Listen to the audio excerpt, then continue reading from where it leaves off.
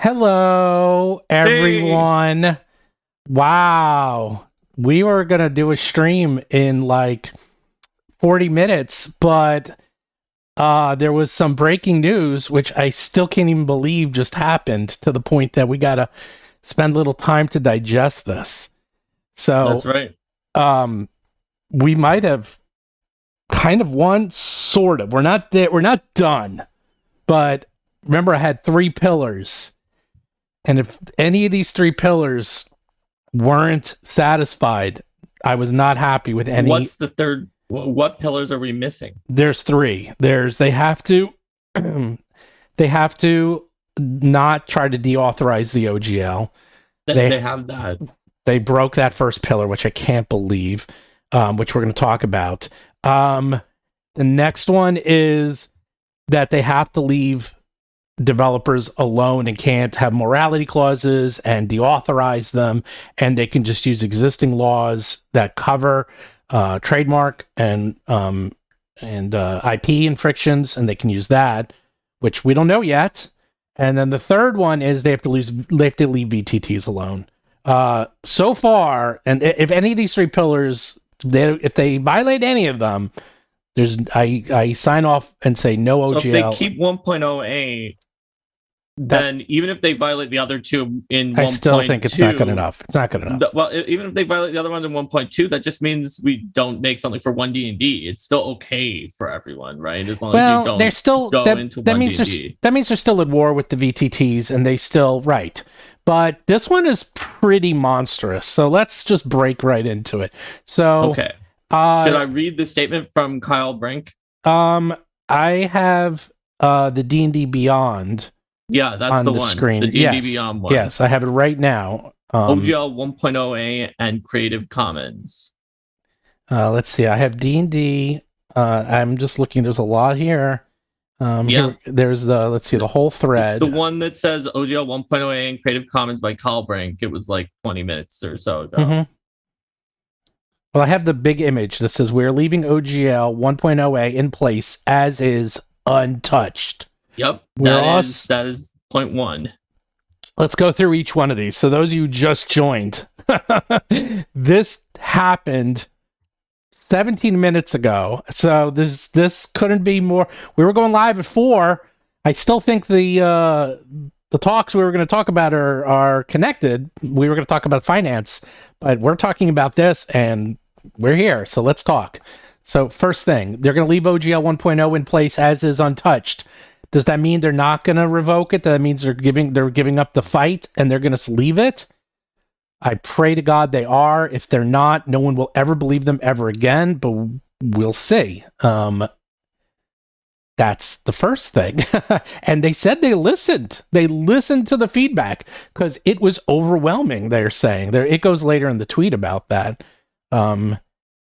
Do you have any thoughts on that, Mark?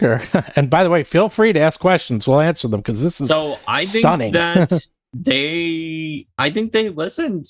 They actually did more than people were giving it credit for. I'm sure there's numerous reasons for that, but they seem to have published what I can imagine is like the true data from the surveys, because it's not very flattering to them. So I don't see why they would have adjusted it. I think that they were actually being honest in this statement, as far as I can tell. They actually did more than people were giving the survey. Oops.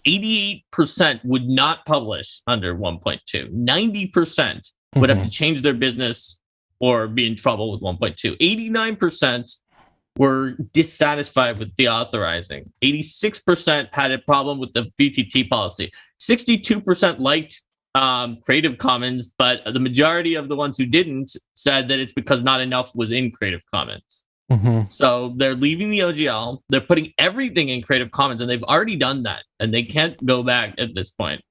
And then you could use either one. Yeah, I mean, there's two things. There's a couple. First is the OGL. That was probably going to be decided in court anyhow. All right. But like, this is so big. I mean, this is I have to tell you, as a developer, look, you guys know, if you've been watching it, and Mark, you know, I was going to fight, and I would have no problem fighting. Hasbro, none. My lawyers are ready. I was ready. We were going to fight. And just mentally knowing as long as they're not coming back, it's just a relief, quite frankly, that they're not even going to make me have to fight about this. Mhm. Also, it's good. Yeah. And then now they're also making the entire SRD 5.1, which is what we're using now. We use SRD 5.1 now, by the way. And they're doing not before when they were doing Creative Commons. The last OGL 1.2 is they were going to just have just the very basics of the rules. There was no classes, there was no ancestries or races, just nothing. It was like rolls. It was like, oh, it was like you had like strength, intelligence, dexterity. That was it. That's all you had. It was like the bare bones basics. The SRD 5.1 is like 450 pages. It's a lot of content. A lot. That is very impressive that they're doing that, which means anyone can use it for anything pretty much. Yep. That includes anything in Creative Commons. Yeah. As far as I can tell, that they picked a good Creative Commons license that did not have loopholes or other things, and that you can just use it for what you're going to use it for. And they're keeping OGL 1.0a as well. So whichever one you want to use, you're kind of okay using. So I think that this just looks to me, and obviously we'll have to see what actually comes out later, but you're right, Steven, in that it would be so foolhardy for them to make this statement and then not do it. And they've seen that their fan base is able to figure out if you're not actually like their fan base has a lot of lawyers and people who will know if they don't actually do it. So I think there's no way that they say this and then go back, especially after they've already put so much in Creative Commons. Like, what's even the point of deauthorizing 1.0a if they have all that on Creative Commons? So I think that there's almost no doubt that they're telling the truth about the things that they actually said in this statement. And I think this is amazing for everyone whose life was put into uncertainty by the whole situation.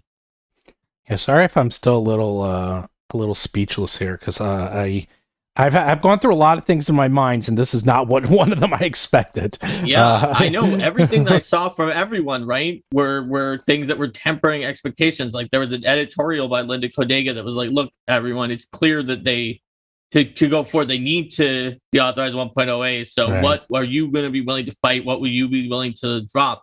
But then they reversed it. They reversed course. So so we have they continue saying the feedback, and I'm happy they did this, and I think they're doing this. They have to earn back trust. Like they just, oh boy, did they destroy the trust of the community. And there was the rumor going around that they don't really read the feedback, and then there was a lot happening. So here they show, hey, look, we got feedback in 1 week, and it says here that 62% were satisfied with adding the SRD to Creative Commons. Those dissatisfied wanted more in the Creative Commons. 89% were dissatisfied with deauthorizing the OGL 1.0a. Yep. Have you ever heard of anything in 89%? That is basically 100%. I mean, that's like that number is ridiculous. It's such a ridiculous amount. It's ridiculous. And they have to think, look, if that's this high, that's not just the hardcore, that's the norms, they call them, the normal people. This story has broken through, it has hit mainstream, and we have to do something about it. I can see that if this was like 50 or 60%, maybe they don't do anything about it, but 89, they can't ignore it. It's impossible. And then 88 says they do not want to publish content under OGL 1.2. Again, something they can't ignore. If 88% of the people, which is more or less everyone, says we're not going to publish under it, they can't ignore that. They really just can't. It's way too high. 90% said they'd have to change their business to do it. Yeah. So, and that's insane. That's now, so much.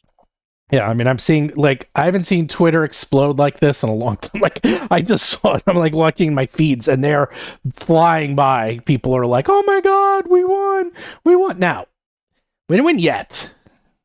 We didn't win yet, but this is a good day. This is good, and it shows. It shows Hasbro and it shows WotC once and for all that we all are in this together, and it's our game. You know, they are the shepherds of this game, and they can't control how and where we're going to play it. And they learned. I mean, I'd like to see their numbers. I imagine they're going to be very, very bad, especially if they did very poorly last quarter, which they did. They just announced yesterday they're laying off 50% of their workforce. And now it's quarter one, and the rumblings I've been hearing is they're doing really poorly now too, and they just can't continue to have, you know, one quarter after another and just hold on. And plus they're selling, I mean, goes into the other story. They're selling, they bought One Entertainment for $4 billion in cash. That's their that's the people who do like Yellow Jackets and their video entertainment, and they're trying to sell that. Now they just bought it. They bought it like, I think just like 3 years ago or 4 years ago for $4 billion in cash. You're not selling something you just bought that quickly unless you're starved up for cash, in my opinion. So I have a feeling they're realizing they're in real trouble, and this is they have to cave. They were trying to bully everyone around, and they found that very hard that they can lose everything. This is just my opinion, but I think that's part of it, and I think I think it's possible that's why that when they saw the pressure, they saw the risk management. Maybe their lawyers saw takes from other lawyers and were realizing, okay, maybe our view is not the only one out there, and even went to them and said, presumably their lawyers think they're right and that they can deauthorize, even though most of the other lawyers don't. And they were like, well, we still think we can. But it's clear there's a lot of other people who think we can't. And do you want to roll that dice? Because if you lose on that question, it could wind up saying that everything is non-copyrightable. And like maybe they just didn't want to take that gamble, and they'd rather work with people when it's been clear that they can't just bulldoze past. Yeah. I mean, we'll get to Super Chats in a second, but, basically they couldn't ignore it. I mean, it all comes down to they're losing money. They're firing 15% of their workforce. They only really have two brands that are really bringing in almost all their cash, and that's Magic and D&D. They're trying to repivot those brands into something online and digital. They messed up Magic. They are destroying all their goodwill and their core audience for Dungeons and Dragons. How much more can they do? Like, they will go out of business. Their stock is tanking. And I you can't look at day-to-day performance in stocks. You just can't. But the market has been rallying this last month, and I'm looking here. In fact, even in this news, I mean, look at this. Their stock is down 7.4% today alone. They're not doing well. they have real issues. And it's a lot of it obviously was stuff that was going on before, but a lot of it's thanks to all of you who are watching this stream right now, keeping up the pressure, showing what you believe in, and essentially it's too early to completely declare that it's over and that #OpenDnD movement won, but it does really seem that way in general. Will they have a more closed license with their products moving forward? Maybe, but they can. They did that for 4th edition also. They can do that. That's not legally dubious. If they make a new game, they can have whatever license they want. The thing that they were doing that was the big problem that was very dubious was retconning and going back and sort of gaslighting the old licenses by trying to deauthorize something that's promised that it wouldn't be. And if they've backed down on that, that's the most that they kind of either have to do or has to go into court at that point. And Yeah. that's really, really, really good. So yeah, we're both a little.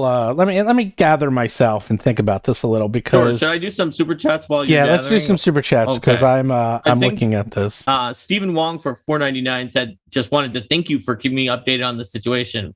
Kalamas for $5 said, love the content. Was looking into Pathfinder lore. What are good books I can get to find out about anything about the world? Not PDFs or looking at the wiki. So the Lost Omens World Guide has overall stuff about the world. There are specific areas you can learn about, like the Mwangi Expanse or Impossible Lands, by getting the Lost Omens book that are about those regions of the world. Lost Omens Legends tells you about some famous NPCs. The travel guide sort of gives you an in-world look, what it's like to live in the world, and is really cool. Just anything that says Lost Omens, and then something else is going to have something awesome about the world. Jeremy McCutcheon for $9.99 said, most likely their lawyers told them that they would lose in court, so they're giving up on this approach. Still don't trust them. Keep up the great work, Stephen and Mark. Krim for $2 said, will 6E have an SRD under the OGL and CC? Too soon to tell, but that's sort of something that they can decide, and that is clearly legal for them to make a different license for the new game. That's not going back on their word or what they said before, or the contracts and licenses. Let's see. Ollie Wright for €2 said, how do you think this affects their 6E VTT plans? Personally, I think they're still going to follow their 6E VTT plans that they had before, but they may have realized they're big in the market. They don't need to crush everybody else to still remain relevant. I don't know. What do you think about that one, Stephen? That's one that I'm sure you have a point of view on. Yeah, I'm thinking about it more now. I'm starting to actually think this through. Okay. It really comes down to somebody smacked down Chris Cox. I really think it comes down to he had a vision, he had a plan. Or Chris Cow. They're different people. Chris Cox is in charge of all of Hasbro. Actually, I think Chris Cow is the digital guy who wanted to send Tesla. I think Chris Cox smacked down Chris Cow, to be honest. I'm just theorizing here, but it's possible. Or Williams, who was talking to all the investors. Yes, or Williams smacked down. One basically, of those two smacked down Cow. Yeah, because they probably called them in and said, what the heck is going on? You have this plan. We are getting mainstream press left and right. We there was a lot of signs. Let's look at some of the signs. They just announced, WotC just announced a new book 2 days ago. Where was the fanfare? Was there any information about this book? No. Do they ever do that? No. They had to release this book in total silence because of all the bad press. Let's look at Vox Machina. They had a ton of good press these last couple of days. They're starting a whole new entertainment division. They have a long-term, multi-year contract with Amazon. Did you notice that Critical Role's most recent stream didn't have D&D Beyond as a sponsor? Nope. They are very quietly pulling away, doing their own thing, and the story has now shifted from Hasbro and D&D to Vox Machina and a Critical Role. And if they have smart people at Hasbro, and I presume they are, they read the room and realized enough is enough. We cannot take any more. They were just losing. They were losing everything. They were losing the public battle. They were losing the mainstream battle. They were losing their core audience. They probably got all their numbers in when they saw how many people dropped. And they probably realized, what do we gain from doing this? I guarantee they probably spent a good week. They looked at these results and they said, there's no way to sugarcoat this. How much extra money can we actually get by doing this? And the answer was probably not enough or even close to enough to go through this pain. I hate to say it, but I guarantee it just came down to money, I'm sure. And I mean, look, yeah, I get it. Yeah.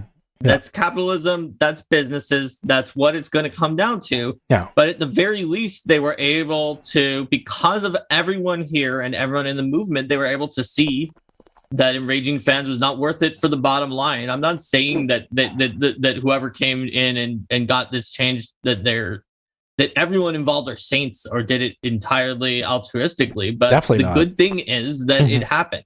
I bet there was pressure, I bet, from like creators and creatives, anyone who didn't feel too afraid to talk out, who were saying, like, who do believe in the fans and who do believe in the game and who didn't like it. And then even Alta Fox yesterday was ripping. They're the largest shareholder. They own 2.5% of Hasbro, and they're publicly tearing Hasbro apart for what is going on and how they're handling this. I saw them respond to a tweet from Indestructo Boy where they just burned Hasbro. They're like, well, we tried to get people who were fans who understood the community up on there, and up on the board of directors, which is standard. I was going to talk. That's actually what we were going to talk about it for, but we'll talk about that maybe some other day. Because that's not going away. But it looks like, I can't believe that they're actually turning the ship. I think there's always a pivot. There's always a pivot point in these things. And the pivot point was obviously when they realized, and they looked at the books and they looked at the Q4 numbers and they realized we have to fire 15% of the company, and the two brands that we use to the two brands we use to make 75% of our profit are going up in flames. We might not be around much longer. Like, they seriously, I people might think I'm being a little dramatic here. I don't think I am. Okay, this is, you don't just. I know a lot of companies have been firing. A lot of companies have been releasing and letting go people, but this is a toy company, okay? This is a toy company in Q4. Mattel didn't do great either, but Mattel's sales were actually much stronger than Hasbro. Hasbro shouldn't be suffering in the fourth quarter, Christmas, for freaking toy sales, okay? Oh, Instructaboy and their viewers just joined. Hey, guys. Hey, everybody. Hey, Instructaboy. So, yeah. Yeah, I can't even keep up with the chats. Did we cover all the super chats, or are there any extras? No, we've got more. Okay, why don't you do some more? Because guess who? I'm getting a special guest to join us shortly, Mark. Who? You'll see. Okay. You'll like it. So we got a super chat, Knights of Last Call, $5. Well, that was a lot of sound and fury signifying nothing. What strange and weird times we live in. Can't wait to see how everyone reacts now. Daniel Locke for $2 said, does this reflect on their faith in the D&D movie? I don't know, like, it could be a part of it, though. They might want the movie not to have a downsurge based on people being mad at them who want to boycott the movie. Like, I mean, I usually don't go see movies, but I'd be more likely to see it now that they have backed down on that than I would have before. It's still pretty low. That's because I don't go see movies. But if I was a movie person, I think that would have influenced me a lot. Priestess Lucy for $2 said, is there danger to making new 3.0 and 3.5 OGL content now? So, Priestess Lucy, technically the only thing they put up on Creative Commons was the 5e stuff. However, it seems like, to me, and Steven said this first on the show, but I agree with him, that it would just be kind of public relations malpractice for them to say that they've given up on deauthorizing 1.0a and then actually deauthorize it anytime soon. Like, maybe in some amount of time in the future, when the lawyers and the executives shift again, they'll try to do this exact same thing, and no one will remind them, hey, last time we did that, it was really bad for us. But I think that it's pretty clear that, at least in the current moment, there's no way they're going to say this and then actually revoke 1.0a after that. It just looks bad. They wouldn't have put out the statement if they were still considering it. There's no way. I mean, there's no way. There's no way. They're going to like, I wouldn't trust it forever for the rest of your lives, that it's always going to be that way. And you may want to think about a backup in case a new executive does this later. But this team that has Kyle Brink as the face, I'm not going to say he's the one calling the shots here, but this team with Kyle Brink as the face has made that decision, and there's no way they're backing up now, because it would just look so bad if they did. Mm-hmm. Yeah. For those of you just joining us, the big news is, and I'll bring it back up, is... sorry, I got so many tweets going on. They're not deauthorizing 1.0a. There we go. And they've put all of 5e in the Creative Commons, like the whole thing. It seems like I didn't go and check word for word, but they said it was the whole thing. It looks like it's the whole thing as far as I can tell. They said all of SRD 5.1, and SRD 5.1 is like 450 pages. The whole pages. SRD, not like everything that exists. No, but SRD 5.1 SRD is everything that was open before. It was part of OGL, but now, and they said in their tweet, I don't know if you noticed this, they actually said you can use either one. In other words, if you want to use OGL 1.0a to publish your content, or Creative Commons, which I haven't really thought this through, but basically you don't even need the OGL. You could just use Creative Commons. So you can use either one. So they're actually making it more free. Yes. And the CC they picked is looser than OGL. So they're going almost all in. Yeah. No, absolutely. They've done that already with the CC. So they've put their money where their mouth is, at least as far as I can tell on this, in that regard. Maceman94 for $4.99 says, do you think the players who tried PF2 will stick to it after this news? I don't know. Some people might. Some people might just be...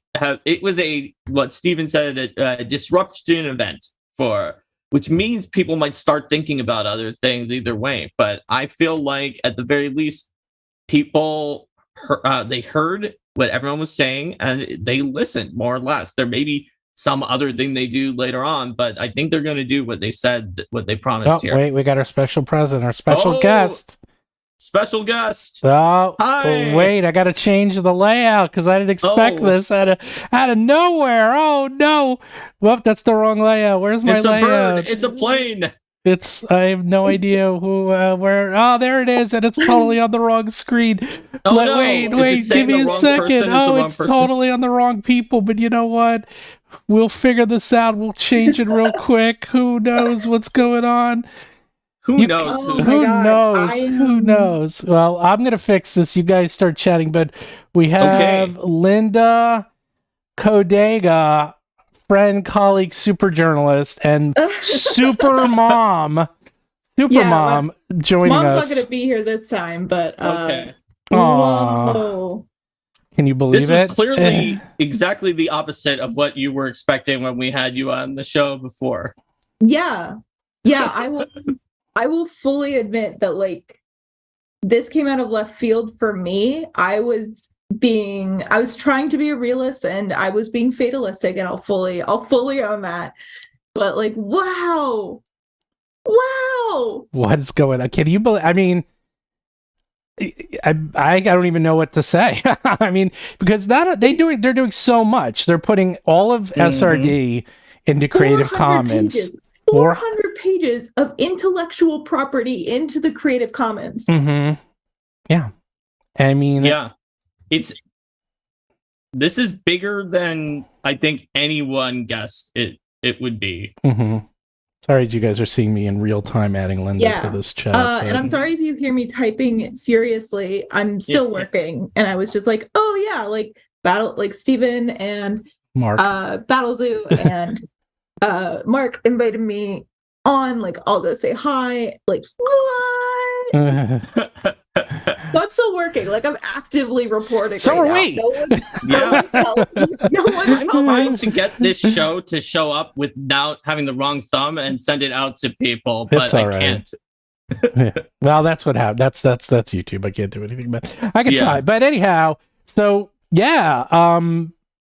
I don't even know what to say. Now, obviously, we got to see it to believe it, but I think we need the Four Corners contract. Like, we need it. We need the Four Corners. The fact that they've already published the SRD as Creative Commons is an olive branch. No, it's already been done according to this article. They can't stop it. Yeah. So I linked to it in, like, my article. So, like, public record. And it's not just an olive branch. We've been saying this before, but the PR would be so abominable if they said this and then didn't actually do what they said. Mhm. And they've learned by now that the community figures it out when they try to sneak something in. So I just don't think there's any world where the Four Corners comes out and they're still revoking 1.0A now that they explicitly said that they're not going to, and they put out the Creative Commons, which can't be revoked anyway, that you could just use, even if they did.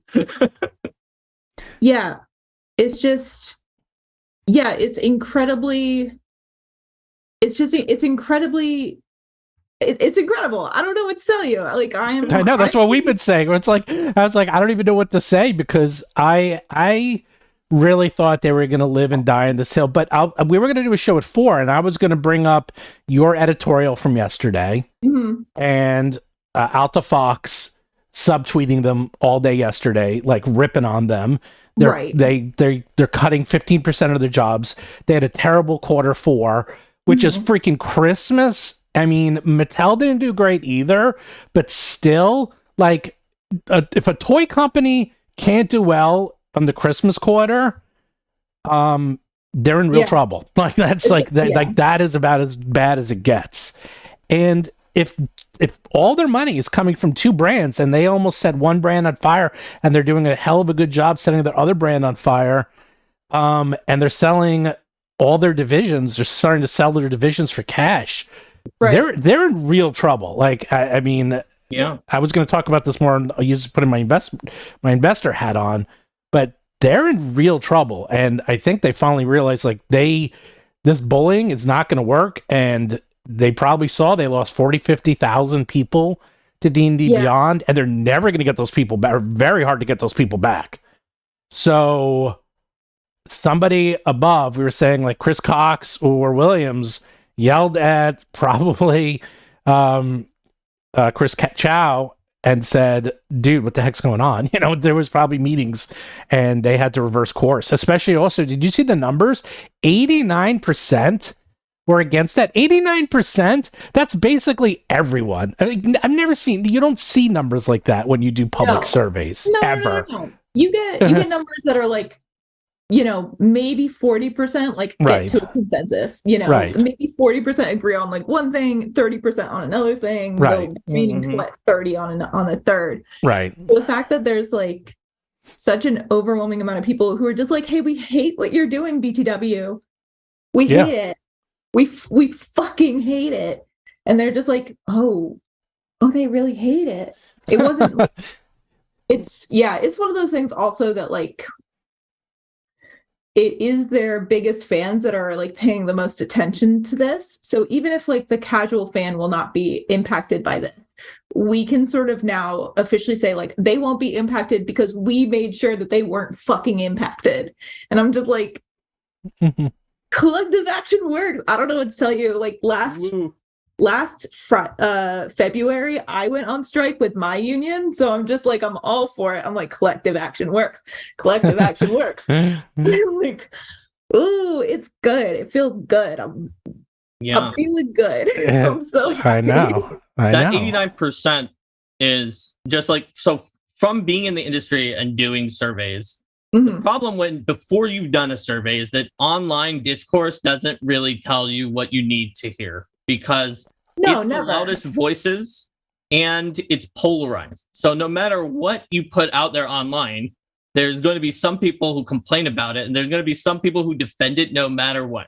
Right. And that's what happened here. There were like, most people were very against it, but some people were, oh, you know what? This is better than the license that I have for Apple. Therefore, OGL 1.1 is totally fine. And they needed to do a survey because they needed to know what the actual amount of people who at least were invested enough to take a survey thought. And that's what happens, is that you find out, oh, wow, no, it's not even what I expected based on reading the online discourse. It's way more in one direction. Yeah. And personally, like, I still hold out hope that people will continue to move away from D&D regardless. You know, it's one of those things where it's just like, I respect that everyone loves this game, but I also am just like, this was an opportunity, such a golden opportunity for third-party publishers to finally like get a slice of the pie And I really hope that like people will kind of take this energy and realize like we can still play other games. And I really hope you play other games. Please play other games. Please. Yeah, I mean, that's the thing. It's like, it's funny. I was just watching Nomad1 was having a stream, and he was explaining Pathfinder to new players. And there was about 350 people on the stream, and these were definitely players that were brand new. And they were asking 5e questions, like how it works in, Pathfinder. And I'm sitting there watching like, wow, that is a lot of people in the middle of a Friday just really asking how to play this game. And I mean, the news came out publicly yesterday, but Pathfinder sold out of their supply, and they're doing an emergency print run that will be here in April. And 16 times the speed that they expected to sell out of it. They printed what they said was a clearly enough for 8 months. In fact, it should have given them a little more than they needed for 8 months, but not more than that, so they didn't have to just sit in the warehouse with it. And it sold out in 2 weeks. That is and they absurd. sold out. I don't know if you know, I mean, I don't know how much I'm allowed to say, but they sold out their first week. They sold out of everything that was public and in like distribution, but they still had their warehouse. I think now they're sold out of their warehouse too, Mark, because I was talking to Paizo. Like, they're sold out of everything. And I know they're doing an emergency print run because I use the same printer, and someone else is doing a print run too, because we're also selling pretty well. So, Pathfinder stuff's doing really, really well right now. So, I heard it's not just Paizo, that Call of Cthulhu and some other systems have reported a huge spike in sales. Yeah, everyone's having huge spikes. And again, it's just word on the street is like, I mean, you had that article yesterday, Linda, or was it yesterday, 2 days ago, that they released that new book, but there was no fanfare. There was nothing. It was just like, oh yeah, by the way, here's a new book. It's like, they usually they release pre-orders for that book. Right. To be like absolutely like as correct as possible. Correct. They opened pre-orders for that book in December. But they didn't announce any other information until like 2 days ago when it sort of appeared on the products page of D&D Beyond. So before like 2 days ago, we really didn't know much about it other than like it's heist themed. And now we know like a little bit more, and it's a little bit more markety. And we have the cover is the big thing that wasn't revealed until a couple days ago. But I don't know if people understand like how big the PR machine is for a Dungeons and Dragons book. I get PR 4 to 6 months in advance. I get access to interviews. I get previews. I get sent early review copies. I get like weird invites to like Dungeons and Dragons Direct where I watch people on live stream talk about how much they love the company, whatever. The point is that there was none of that for Keys from the Golden Vault, which is just like wild, especially because it's an anthology and everyone fucking went crazy for the Journeys to the Radiant Citadel anthology. Like, people fucking loved that book, not just because of like the ethos and the structure of like the writers being all people of color, but because like they were like really into the anthology format. And to just sort of kind of give that up for like no marketing, zero PR. Wild. It makes no sense. So something else I just want to make sure people are aware is that Mark and I love Dungeons and Dragons, and we publish everything we publish is for 5e and for Pathfinder. We've just been talking about Pathfinder because, quite frankly, when I purchased books, everyone told me to buy more 5e books and Pathfinder books, so I did. And you know, there's not a lot of third-party publishers. There's really us and Legendary Games, and that's it for Pathfinder. So people are just scooping up everything. So yeah, our 5e books are still in stock and doing okay, but our Pathfinder books are actually like running out. But we were always planning on. I mean, we have product for all of this year and some of next year for both systems. And that's why we were looking at this so carefully, because I'm like, that's why we were going to fight OGL even if we had to go to court, because I'm like, I can't, and I'm looking at all these new Kickstarters. Everyone's coming up with their new Kickstarters. I'm like, you can't just deauthorize it. It's like we have things and plans for years. This is impossible. We're all going to go to court. Okay, this is not something you could just fix. I think they saw that 90% of people said that it would hugely impact their business model of the ones who said that they did publish already for it. And it's just like, it's clear even just looking at us as a case study, right? Because we had a Kickstarter for the Year of Monsters in 2023. Every month we'll release a different PDF of play a slime, play a minotaur, play a nymph, right? But that means that we can't just push it all to come out today before they put out the thing that deauthorized it. We promised everyone that we were going to do exactly one per month and then do streams and design it together with them, and this whole project that obviously wouldn't have worked unless like they were like, well, we'll give you a special exemption if you trust us or something like that. So what were you working on, Linda? What's the Rock up to? I don't know. I don't know. I don't care. What's the Rock stance on the OGL? Was he happy? I don't know. I'm not gonna ask him. Has your brother still not contacted you, even though at this point now, even Wizards has just changed their entire thing? Let me check. People want to know. I don't know if you saw that chats. People are very interested in your brother. They're very interested in your mother. They're very interested. Oh, well, they love talking about your mom. Funny. He texted me yesterday. Hey Lynn, how's it going? And we talked a little bit, and he's like, how about with all your big stories? That's it. Okay, wow, so he clearly read them. He knew that they were big stories. There you go. Big. So wait, let me see if I can do this. I think we need to celebrate this. I have something queued up and ready to go. Let's see. Like, dude, your sibling has just put out huge stories on the game you play a lot of. Okay. They're saying Linda Codega slayed the dragon. Linda Codega, dragon slayer. Oh gosh, that's very funny. Dungeon Buster, maybe? What?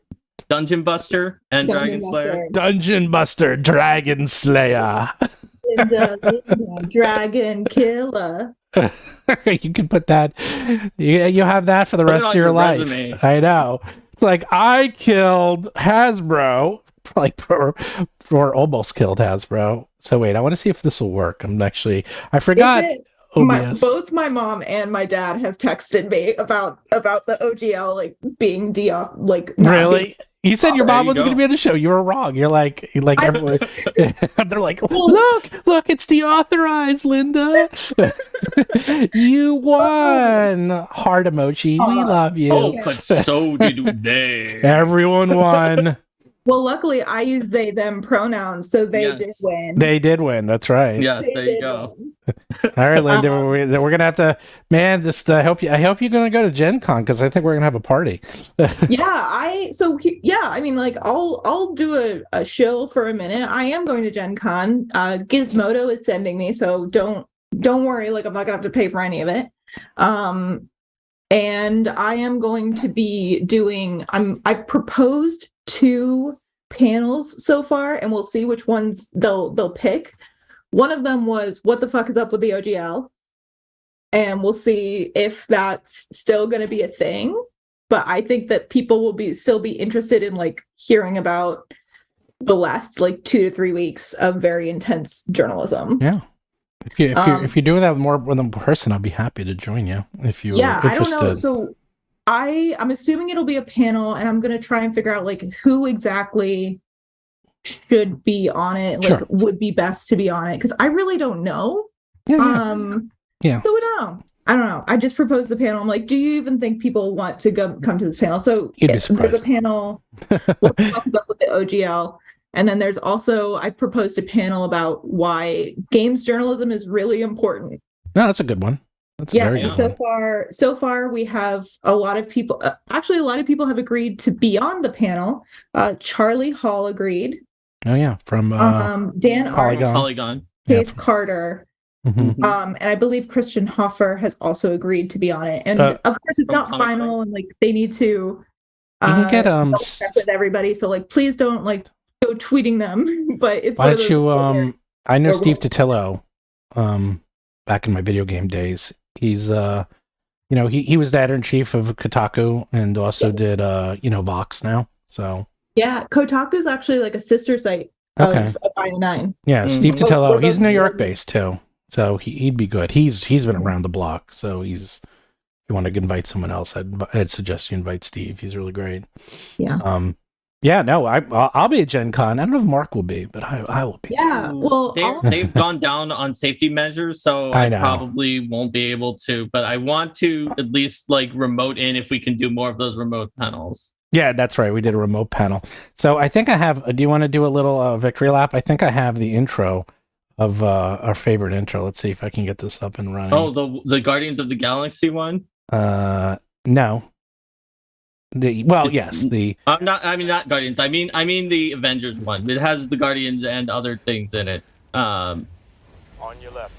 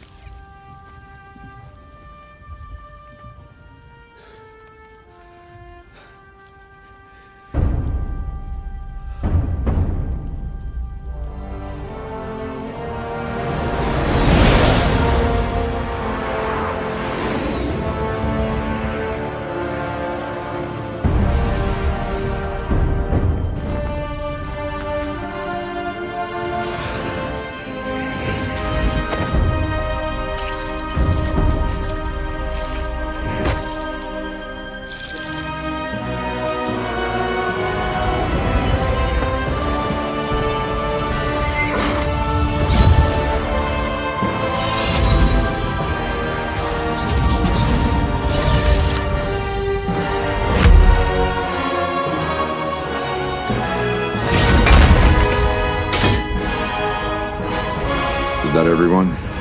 What, you wanted more?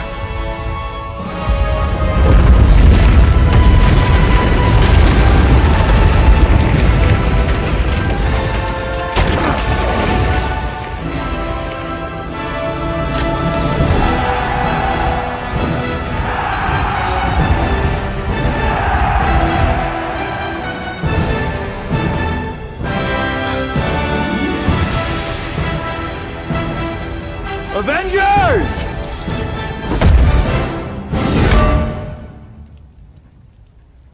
Assemble.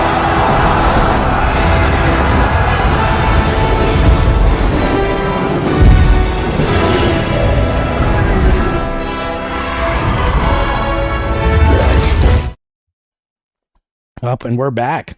Okay. So Linda actually has work to do, I unfortunately. do. I'm really sorry, guys. Ooh. I can't write and talk at the same time. But you We've could. got more to say though. Well, you could, but you need to level up. So you need to kill Yeah, I another do. dragon or do some more vampire stuff. I don't know, whatever's going on over there. Yeah, I think the last thing I want to say is that like if you have a story that you think is important but you don't know how to get it out there, you can always talk to me. Mm-hmm. There are good gaming journalists out there, not just me. Ooh, I don't know if I should call myself a good gaming journalist. Anyway, there's good journalists out there, and we're always willing to listen. Mm-hmm. Anyway, thank you guys. Thanks everyone in the comments that I cannot read, but thank you so much. They're all they're praising you. They're all saying Linda, Linda, Linda. You'll read it later, but there's a lot of praise in here, Linda. So Thanks, guys. Thank you, Stephen and Mark. Sure. Yeah, thanks for coming. I'm out of here. all right. Bye, Peace. Linda. See ya. Bye.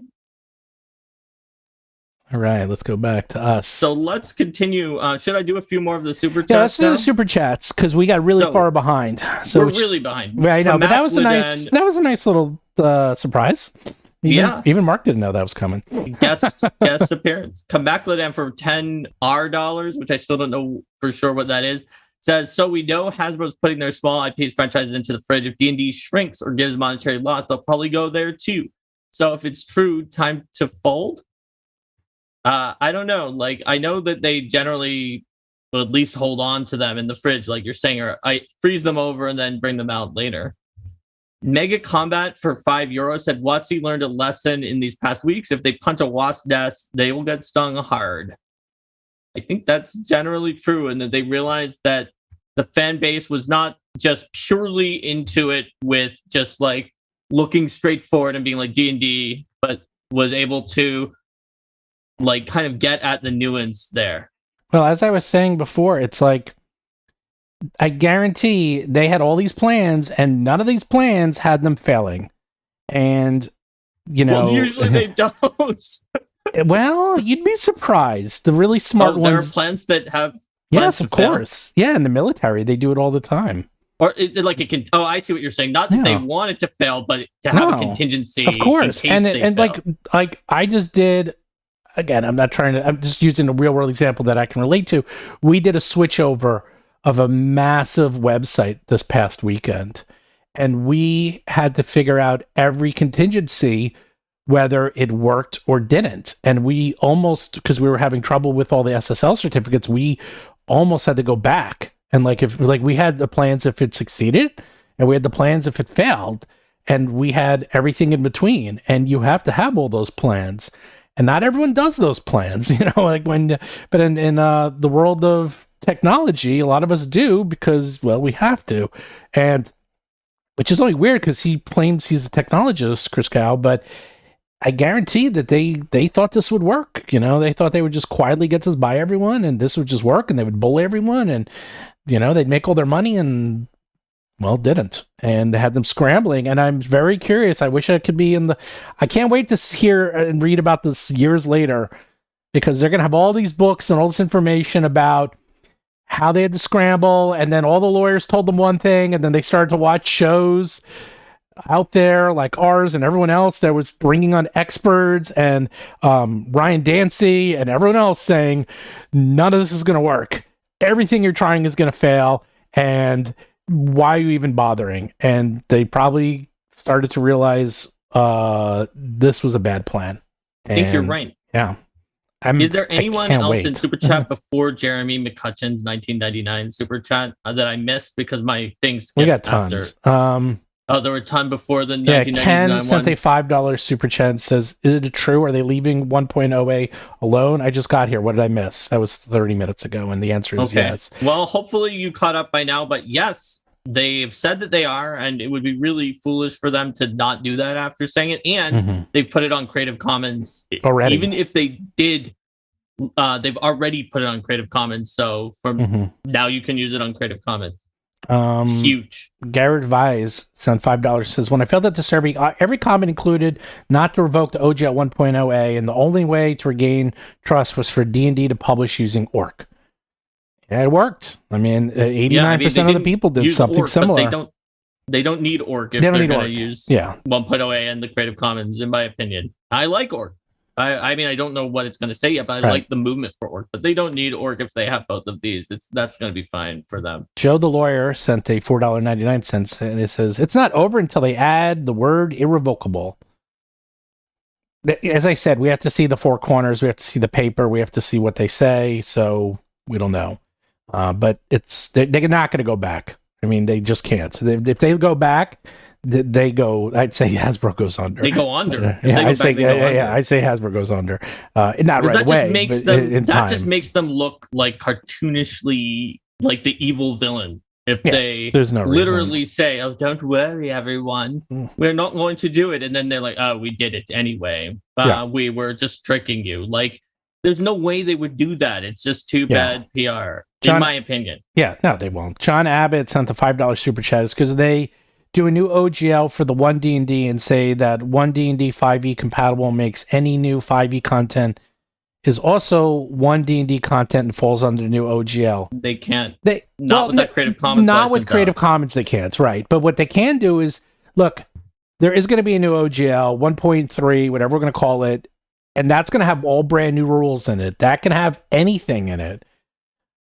That's not, that's like, that wasn't the problem. The problem is that they were trying to undo everyone else's work in the past and force everyone over to this. They were trying to do a walled garden, which is fine, but then they're trying to drag everyone into the walled garden with them. They were trying to drag us kicking and screaming. That is not allowed. You can build the garden, you can build the wall, but you can't bring us into it if we don't want to. And they were trying to do that. It didn't work, and they found out the hard way. That's right. Tiger Eye sent $5 and says, what do they mean current OGL 1.1, 1.2, 2.0, or are they referring to 1.0, 1.0A? The current OGL is 1.0A, so they're talking about the current OGL. As I said in the screen I have up here, we're leaving OGL 1.0A in place as is untouched. There you go. So, yep, Ryan, that's what they mean. Brobridge sent a $2 super chat and says additions like Artificer aren't included. Yeah, that's going to be in SRD 5.2. So some of the new classes and some new items. So I mean, some of the stuff just never made it into any SRD. Well, they haven't updated 5.1 like forever. Well, sure, but also just even from the stuff that was there at the beginning of the game. Yeah. Unlike in 3rd edition, where basically everything was in the SRD, for 5th edition, not everything was in the SRD. Like from the beginning, they did withhold some examples of certain things. Mm-hmm. But you know what? That's just how it's been since the beginning. They have taken it back to that, and like that's okay. They don't have to put literally everything in there for 5e if they don't want to. It's pretty open, and they are going back to that, and they've put it all in Creative Commons, which is an irrevocable license, right? Like they can't revoke Creative Commons. It's out there. I mean, just out of curiosity, like I am looking at this D&D Beyond tweet. So this thing came out a little bit more than an hour ago. It's up to 7,129 likes. Yeah. Almost 4,000 retweets, 736 replies, and the views, almost 250,000. And that's in an hour. So that shows you how explosive this is. It's like people are losing their minds. And for very good reason, is that we didn't win the war, but we won one of the most major battles possible. Until we see the OGL, we'll know if the war is won, but this was a massive victory. Disco Re sent a $5 super chat and says, this feels like a Ferric victory. We won it, but what cost to the community? You know what? I disagree. It brought us together. I think the community is strengthened. I think it's stronger than ever. Oh, yeah. I think everyone realized there's other games out there, and I don't care what you play, personally. It's like, play whatever you want. I always hated things like video game wars. It's like, oh, I'm all about Xbox. Oh, I'm all about Sony. Who cares? Play what you want. You like cell phone games? Good. And I talk to a lot of my friends are not gamers. Like, oh, I'm not a gamer. I'm like, what do you do? It's like, well, I play like Mahjong.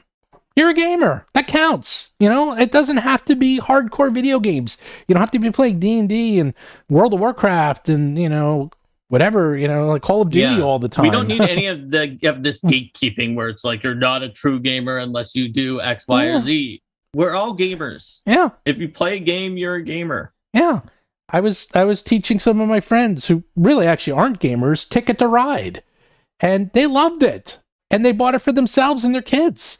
And I was like, yeah, fine. It doesn't have to be. They didn't know of anything other than like Monopoly and like Trivial Pursuit, and I opened up their eyes to like this whole new type of game, the Euro game scene, and these cool types of games. It's the same thing. It's like I feel like D&D is the monopoly of the board game world. Is that everyone knows it, everyone tries it, everyone's played it. The tabletop RPG world? The tabletop world, yeah, sorry. That Dungeons and Dragons is the monopoly of the tabletop role-playing world. It's that it's something everyone's heard of, everyone knows about, everyone tries at least once, and if they really like it, they keep playing it, although no one keeps playing Monopoly. But you know what I'm getting at. Yeah. And there's a lot of other games out there, and there's a lot of other different types of board games out there, all different types. D&D is a gateway game. Yeah. And a lot of people who played D&D, at least up until this happened, even if they were very hardcore into D&D, I think only played D&D. Whereas a lot of people who play other games play multiple other games. So I think that you're right about that, Stephen. Oh, I didn't realize I didn't transition this. It's a problem with using this new monitor layout. Is that messed That's everything all up. right. Do we have Devrom. anyone? Yeah, we still got more. Devron, $5 says there seems to be such a reversal that I wonder if Chris Cow is gone. I doubt it, but I wouldn't be surprised if they're looking for someone to work. I don't think they're going to replace him, but I have a feeling he's not going to be on his own anymore. And I have a Yeah, feeling he may have lost influence Yes. and had other people above him who put in a mandate. I think people are going to be watching him a lot closer internally, and he probably has he probably has to report to a team, or like he has to. They can't mess it up. he can't mess it up. Darren Osborne sent $10 super chat. Yay, we won. Thank you, everyone. Linda, I did start learning GURPS per your advice of moving on, but now my players are happy they don't have to learn the GURPS system yet. Yeah, I mean, that's the thing. It feels like I don't want everyone to feel like, oh, I quit D&D because of this, and oh, now I don't need to quit D&D. Let's go right back. You know what? Try another game. Try anything. Okay? Try GURPS. Try any game. Just once. One session. And see how it goes. Sign up for someone else's game. Just try it. And then move back. You don't have to play one game all the time. Trust me. I mean, it's okay to have a favorite game that you play a lot of the time. Yeah. I totally get it. I've done that for many years. I've definitely spent more time playing D&D, Pathfinder, and other D&D-like games in total, but I've also spent a ton of time on other game systems too, and it just can be fun because they're good at different things.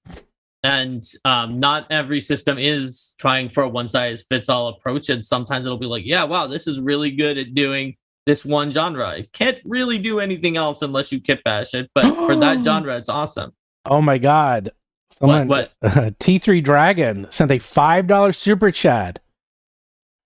Are you ready? Okay. Wow. The Beholder is in 5.1 Creative Commons license 4doc, page 216, 254. Does this mean that they just gave up the rights to the Beholder? I think they did if it's in there. If it's in Creative Commons. I still plan on moving to Pathfinder 2nd Edition. That is big. That's enormous. That is so big, we might have to do an emergency ancestry market and make Beholders a class, a race ancestry you could play. That, yeah. I mean, I'm big. I'm definitely game for it. We'll need to be sure that we are careful about it because that one would, I think, have to be published under the Creative Commons and not the OGL because they're not an OGL monster. Yeah, let's think about that. But yeah, that would be so cool.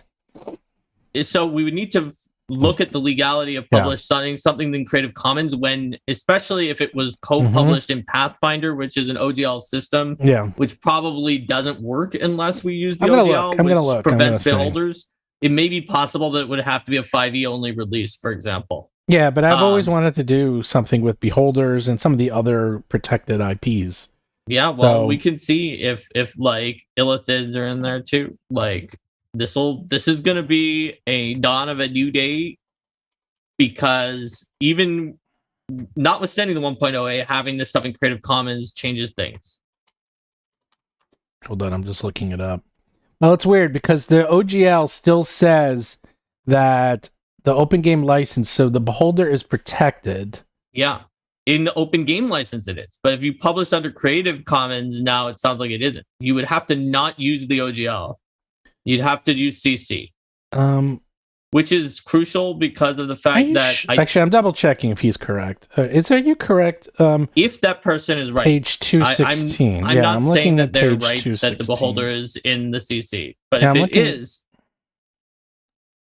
The Beholder is in it as a playing card. Oh, just a piece of art of a playing card, but not the actual monster stats? Yeah, I'm looking to see if the monster stats actually... The monster is the Ace of Diamonds is an illusion of the Beholder. And the Aberration is using a Beholder Mind Flayer as an example. But I don't think the actual creature... If the actual creature is not in it, then I would say it's not in it. That's Yeah. just me. Okay, people are saying it's not in the SRD. Okay, It's so only in the then Deck of Illusions. there you go. It's only in the Deck of Illusions. Okay, that's not the same False thing. alarm. False alarm, yeah. It's not in the same thing, because if it was actually a monster in the later part of the SRD, Because it was never in the SRD, so they would have had to intentionally add it. but I can, you know what, to be fair, if someone's not familiar with legality and contracts, I don't think the person who asked that question was trying to troll or something. I think they saw No, I think the person who asked the question was very genuine. Yeah. Just that it turned out. Well, that that's why I wanted to check. I wanted to check the SRD, and everyone seems like they did it at the exact same time that I did. So that's right. Yeah. Do we have anyone else before Jeremy? Yeah, we still got more. Okay. All right. Kenneth Scott sent a $10 super chat. Unfortunately, I don't know if there was a question under that because I don't see it. Mr. Smith's government class sent a $10 super chat. I saw the title and got it as soon as I can. Yay for now. To the fans, remember this next time there's a D&D Beyond promo message to WotC. Don't make us sing Les Miserables again, old man. So, yes, basically, one of my favorite plays. I've seen it like 7 times. I love that play. Yeah, we have won so far. Keep in mind, this is not over. It's not over. Okay. But it would be so weird for them to actually deauthorize 1.08. They could still make the license for 1D&D very restrictive, but they can do that if they want. Yeah, and they could still try to rein in VTTs. So we're not done yet, but Let It Coffee sent a $9.99 super chat and says, "Coin for you, my lords." Wait, thank you. Thank you, my liege. RJ Espinito sent a $5.33 super chat.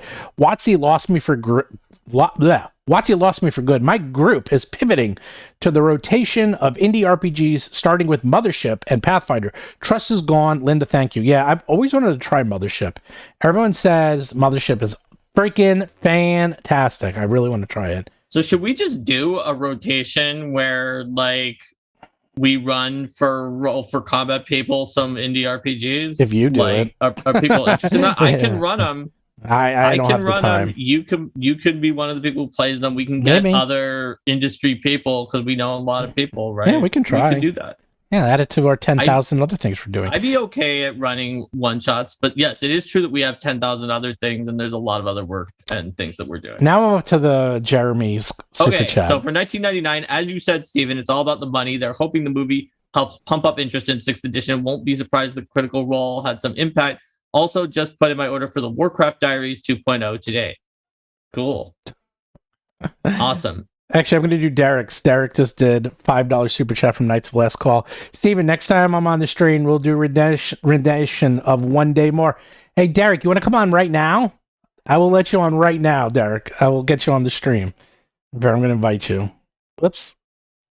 Keep having the pop-up. Tiger Eyes for $5 said, Linda, Steven, and Mark, have you seen the European efforts to create unions for RPG creatives? Just saw the article today.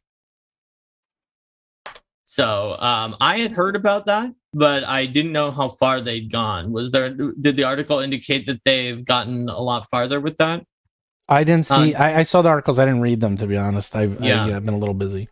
Fair enough. Jimmy Rapine for $5 said, while everyone playing all these different games is a nice thought, it isn't practical. People want a game they can find a game for. So it's the market externalities from all the way back in the Ryan Dancy episode.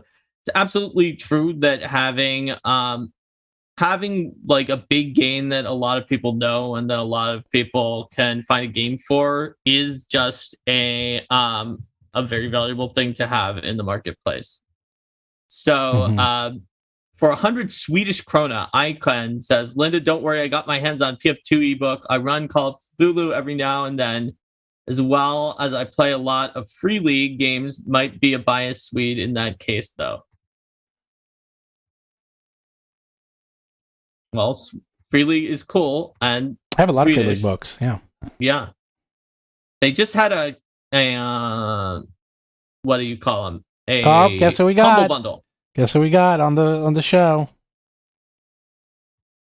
Guess who's here? Is it noted weapon and armor curmudgeon Derek Melenda? It is noted weapon armor curmudgeon Derek Melenda himself. Hello. Wow, we got rotating guests. This is a first. I know. Weird. You're the peak of live television now. The peak of live TV. Although There we go. You are still listed as Linda Codega. Let's see if I can fix that while you guys chat. Listen, You're I not could be. Linda Codega at all, Derek. You look Listen, nothing like Linda. You have. I'd be happy to be Linda Codega. I think most of us would be. I know. So, Okay, actually, We'll be watching her career with great interest. There- Look at that. I got because I have Um, you pre-planned. You are now Derek. Look at that. That's true. All right, there we go. It's not as tricky as what when it's someone who's been here before. So, Yes. anyways, yeah. Anything interesting happening going on today? Nope. I don't. Oh, Nope. Nothing. What a wild ride! I can't even. I mean, we made a decision mostly because people like you were obviously putting out such amazing content about it. We're like, look, we don't have a lot to talk about. We're not gonna, make a million videos about this. And then after a month, it's like they just go, you know what? We give up. It wasn't even you a go. month. It was like I know, 3 it's weeks. crazy. I mean, arguably, right, with this Creative Commons release, it's more free than it was before. Oh God! Yeah, and they already it is more released free. it. It's already out. It's done. Right. Yeah, I saw that a tweet from Rob Donahue. I was like, what? Yeah. What? Yeah, that's wild. It happened. They released it. That's what happened.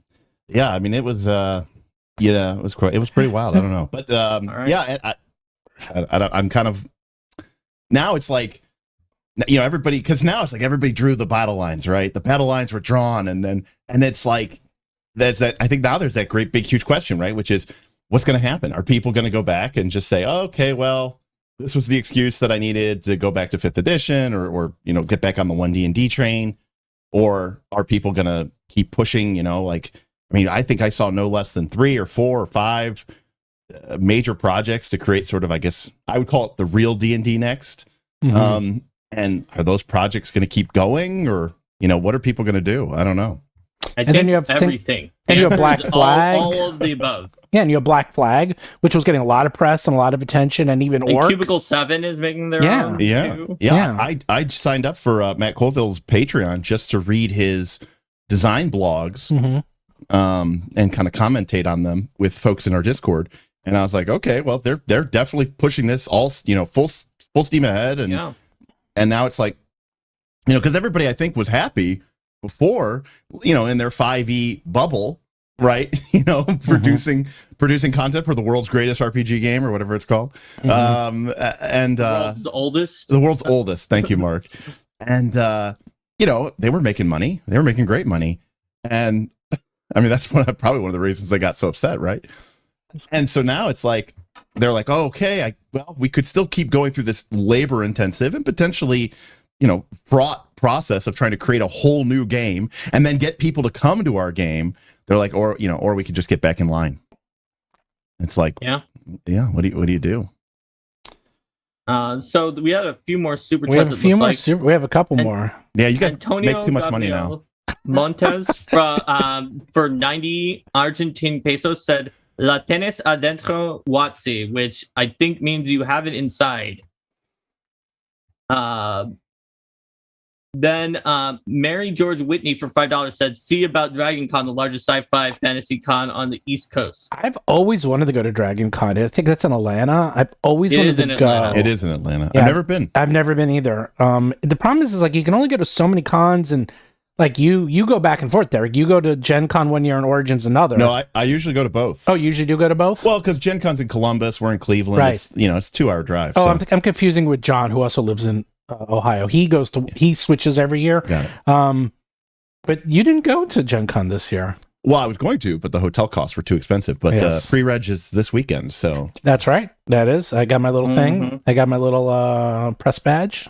Good work. You can get fancy. it too, Derek. I can I sign you know, up. You could be part of Roll for Combat. Listen, I will happily be part of Roll for Combat. By the way, why don't you introduce yourself? Because we have almost 2,000 people. Oh, who I'm not maybe used to maybe you no being one knows who you popular are. Yeah, so my name's Derek Melenda. I am part of a channel called Knights of Last Call.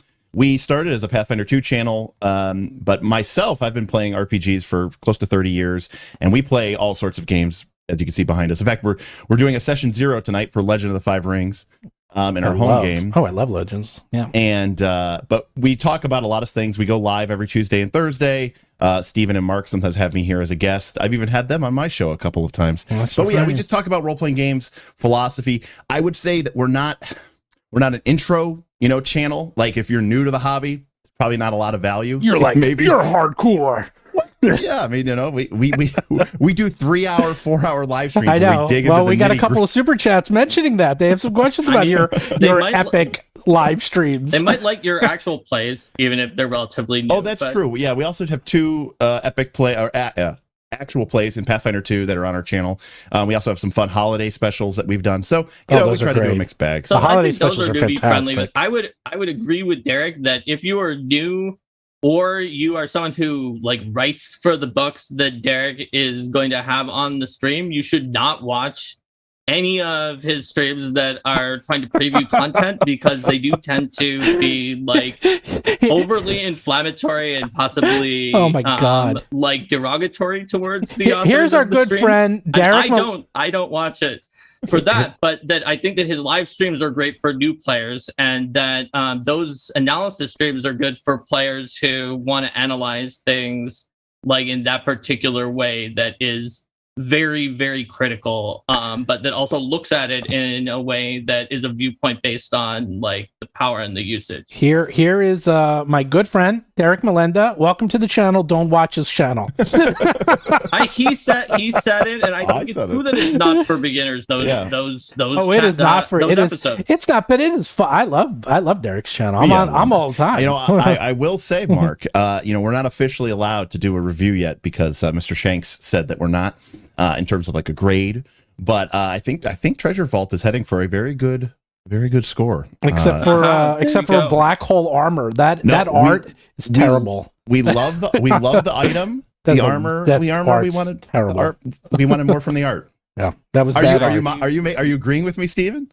I agree. I do all the art for my books, and I think you like the art in my books. Absolutely.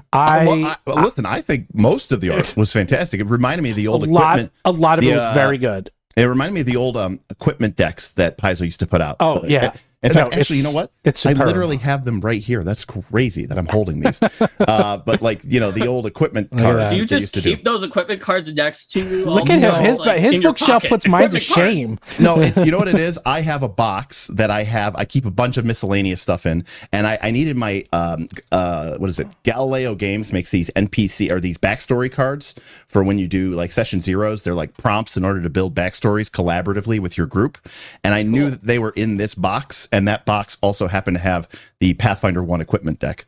So anyways, but no, I thought the design, whoever made Troll Hide armor, beautiful. That was a good one. That is a hell of a piece of armor. Anyways. Yeah, it's good. Wait, so let's go through the super, because we got a million super. We got so many super. We're just drowning in super chats, Derek. Ugh. It's infinity. I think I probably lost some again. Derek R. Smith sent a $2 super chat. Thanks. That was it. Thank you. Kevin R. Smith then sent a $5 super chat because it probably got eaten. Doesn't the TTRPG community still need a community-based license infrastructure since WotC can still revoke OGL 1.0A in 12 years? Yes, that is an interesting point. That was brought up by my lawyer, is that there is, nothing lasts forever, just like things eventually go into public domain, is that according to Alan, the OGL 1.0A, because of just the way legal contracts work, it does expire in 2035. What that means, I'll have to find out, but we do need a new contract. And we do need an OGL. We still have a couple years to worry about it, but that's probably where ORC will come in, or whether OGL 1.3 maybe will be good and people will switch to it. Who knows? But there has to be something, because OGL 1.0A does not last forever. It does eventually run out. So, John M. sent a $2 super chat and says, "They won, and so did we, right?" I forgot about I mean, that. that line was like kindergartner level PR, but it is actually sort of kind of true in that I think that they made the decision that is going to be better for them by working together with people instead of fighting and attacking. Yeah, I actually have to maybe change the title to that. That's a pretty good one. Sir William sent a $1.99 super chat. It says, "How long you been all live? What did I miss?" Lots.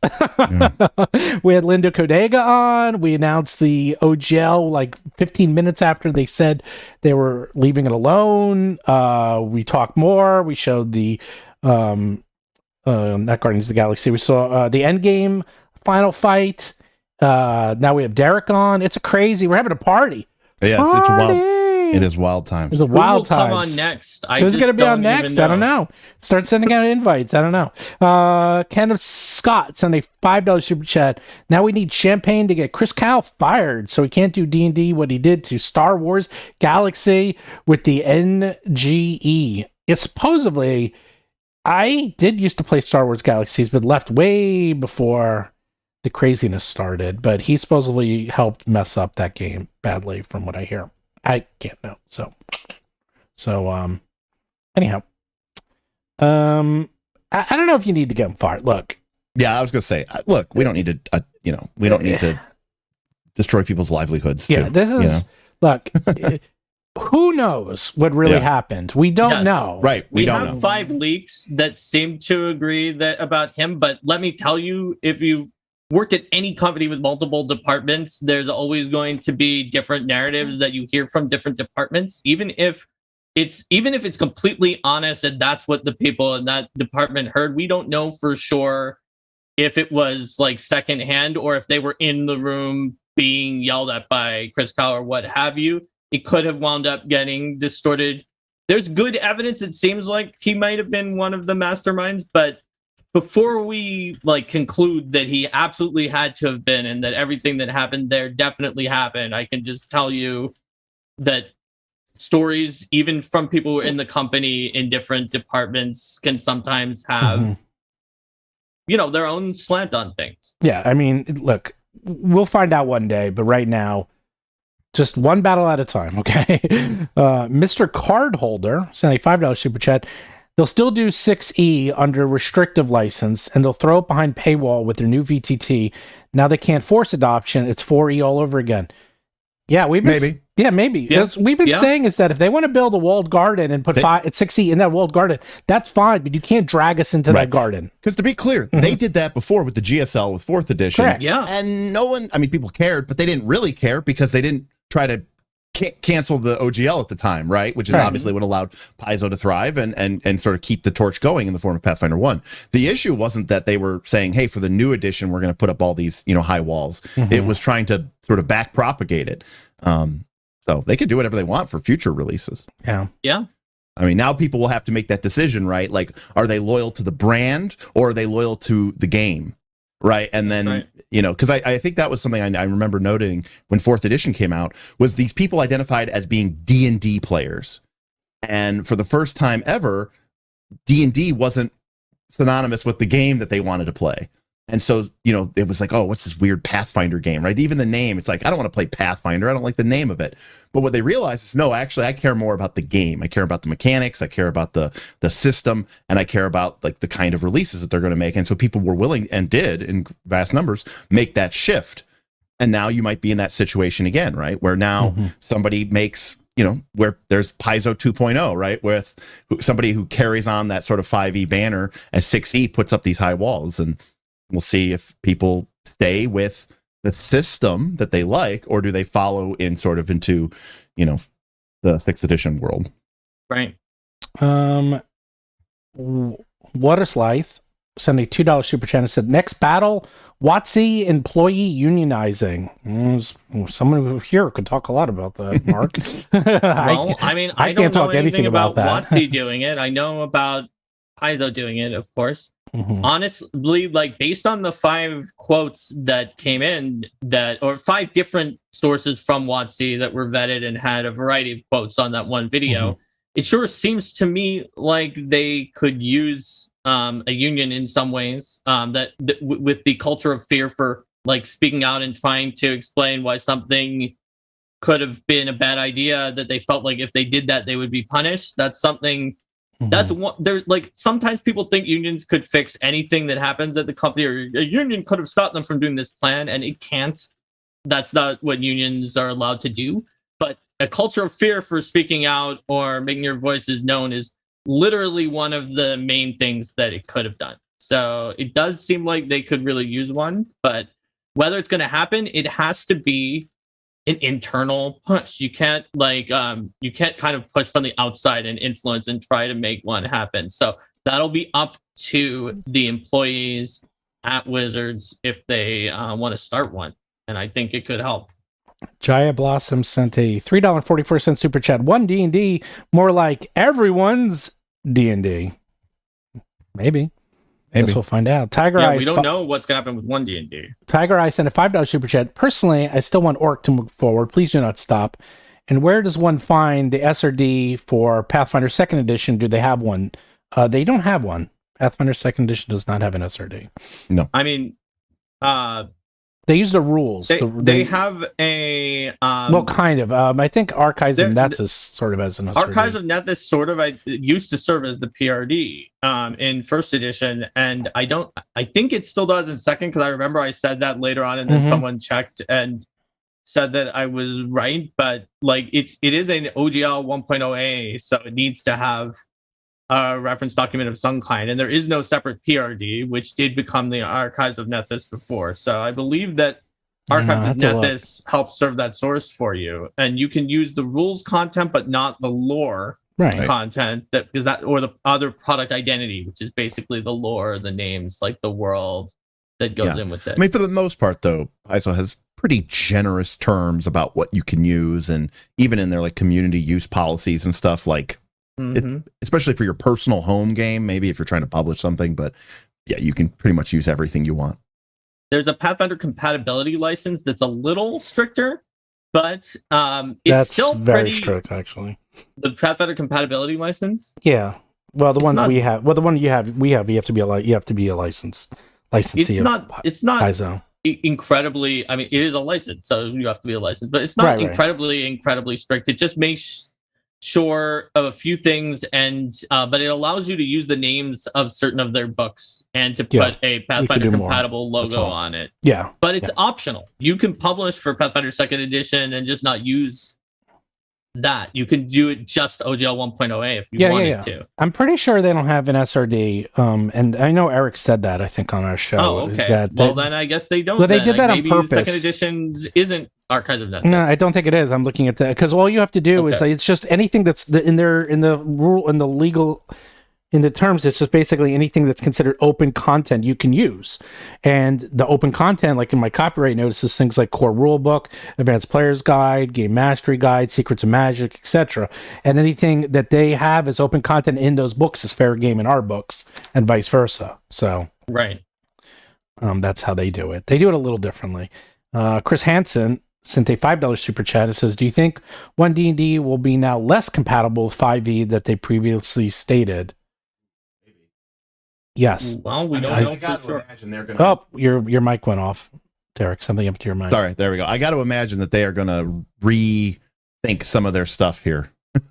Like some of their plans and stuff for 1D&D and just in general, because obviously I'm assuming that this plan was in the works for a while. They were gonna, shutter the old and in with the new and get like they probably built a whole ecosystem around this idea, and now like that, throw out the game plan, right? Yep. You got to start from scratch almost.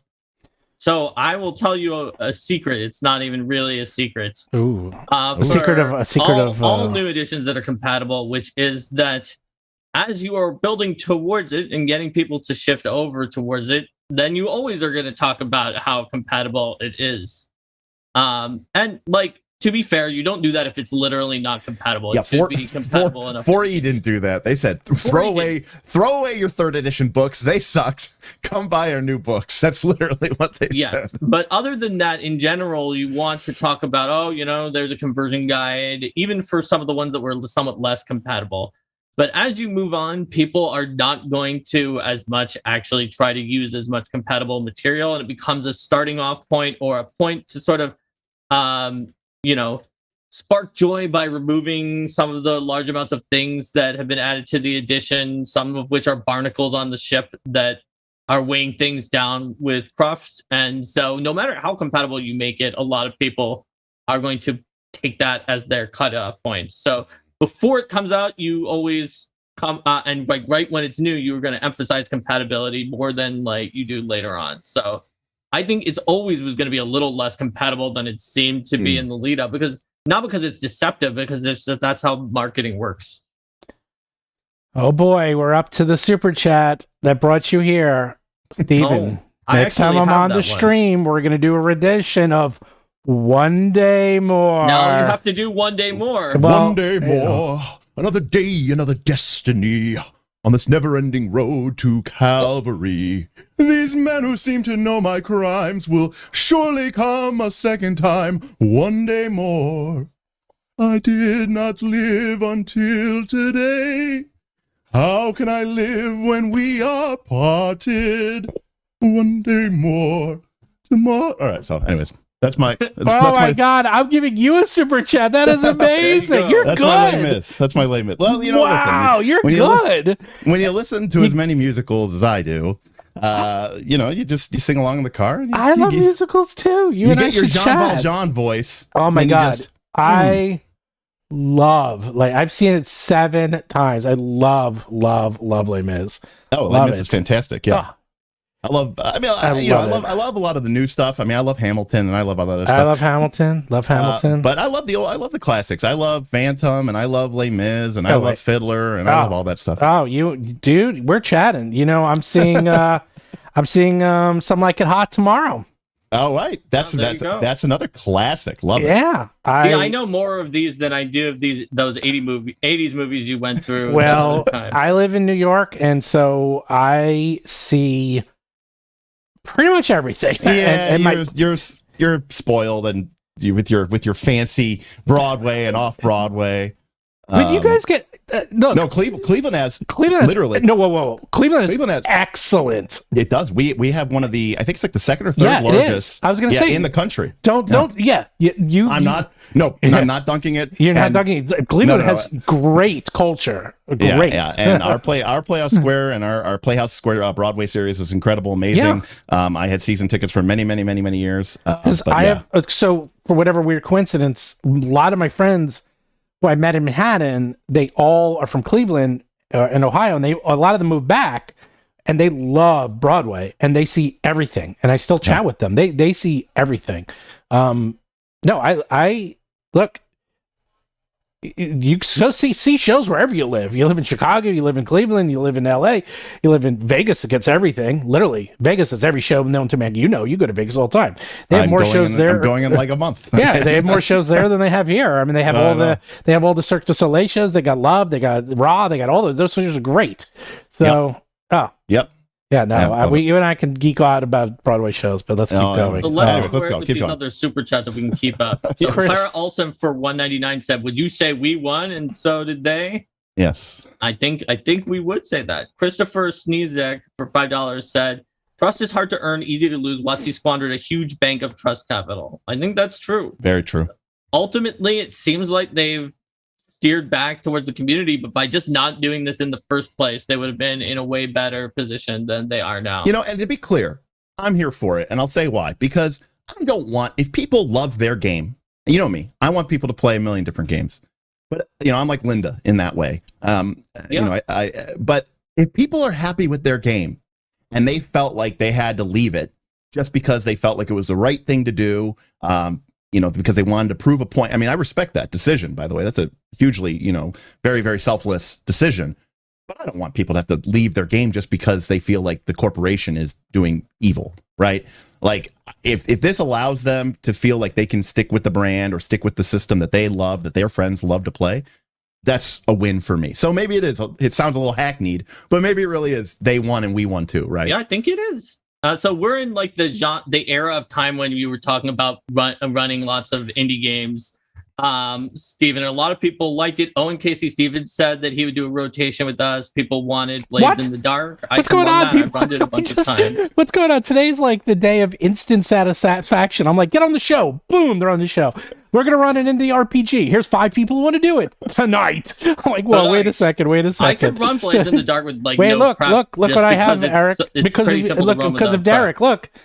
Oh, nice. Got it. I got him. A Blades in the Dark and Monster of the electronic Week. version, but nice. I That's bought very them good. because of you, Derek. You bought them. That's very good. Yeah, we got a good game. So Luneth Zolan is talking about the Mind Flayer versus Beholder thing again, pointing out that it's listed as a name of a common type of aberration. But I think it's always been that way. Raygon Wolfbane for $5 said, Linda slayed a dragon, Derek slays my evenings because his streams are 5 hours long. That is that is true. Listen. The length of a stream, Pathfinder 2 is not. It's not for kids, okay? It is a deep game with a lot of moving pieces, and you know, I can't even imagine how you can make it. I mean, respect to how it's played, because you know, he makes these 10-minute videos on Pathfinder 2, and I go, I can't even talk about an archetype, a single one, dude, in less than 10 minutes. Dude, you're talking to someone. I tried. I'm like, let me do a 5-minute video. I can't do a 5-minute video. That's why we do 2-hour live video. I can't do them. It's impossible. No you way. and I are like cut from the same cloth. We can't do this stuff. Not the right skill set. No. You have the skill set for these. These Wiki for $4.99 just kind of did a super chat. There you go. Thanks. Thank you. Let me see. Mine skipped a little bit to Brandon Mr. Smith's Goodwin sent a $10 super chat. Got to show the love for Roll for Combat, Linda Codega, D&D Shorts, and Nerd Immersion. You all have done so much for the community. I'll still be looking to either Pathfinder or Project Black Flag, though. Thanks. So, yeah. Thank you. Yeah, whatever you want to go for, we support you wherever you're going. Whatever you want to play. Chat skipped to Johan Halbert. I'll keep going. Give me everything up until Ice that. Paper Aja sent $5.20. Says, thank you for keeping us troops current, in the loop, and on the front lines to able to fight. Never felt the community so supremely united. So I will be the second party here to this and say that is absolutely correct. I pretty much avoided watching most of other people's stuff. I didn't want to see, you know, people doing a reaction to someone else's reaction to reading a Gizmodo article, right? Like, I wanted to see real news coming from people who actually are trusted and trustable and delivering actual real facts about the situation. And you guys, I mean, I don't even know how the hell you've stayed on schedule, if you have, with any of your other deliverables, because we'll get to that in a minute. I feel like you guys have been live constantly for the last 3 weeks. We were ahead before. We had extra. Yeah, and so, you know, and getting what I consider to be, I mean, obviously you broke it with the, you know, in my mind, you broke it with the leaks, but I was watching live. But when you got Dancy on, and that stream is a freaking masterpiece, I mean, of just content and how to do it right. And you guys did not, you know, you let him speak, you prompted him. He's obviously really great at that. And then, you know, bringing in legal experts, bringing in Linda, bringing in the people who actually count and matter. Like, all I had to do was watch your live stream, and, you know, and then you even did the thing that I never do, which, you know, I know you don't do it either well, Stephen, but making clips and saying, okay, this was the really relevant part. Let's make this available for more, you know, digestible content. So I think you guys did a great job. Just a fantastic job. And rightfully so. You know, you guys have grown a lot, got a lot of new eyes on the products and the company, and I think it was well earned. Thanks. And we've come full circle because now you're back on the show. Yeah, that's right. Now you're done being famous. Now you can have me on. We're done. We got Derek back. We're like, oh, we're done with the Lindas and the Ryan Dancy's. We got the Derek Melendas. I'd love to have them back on the show. Time.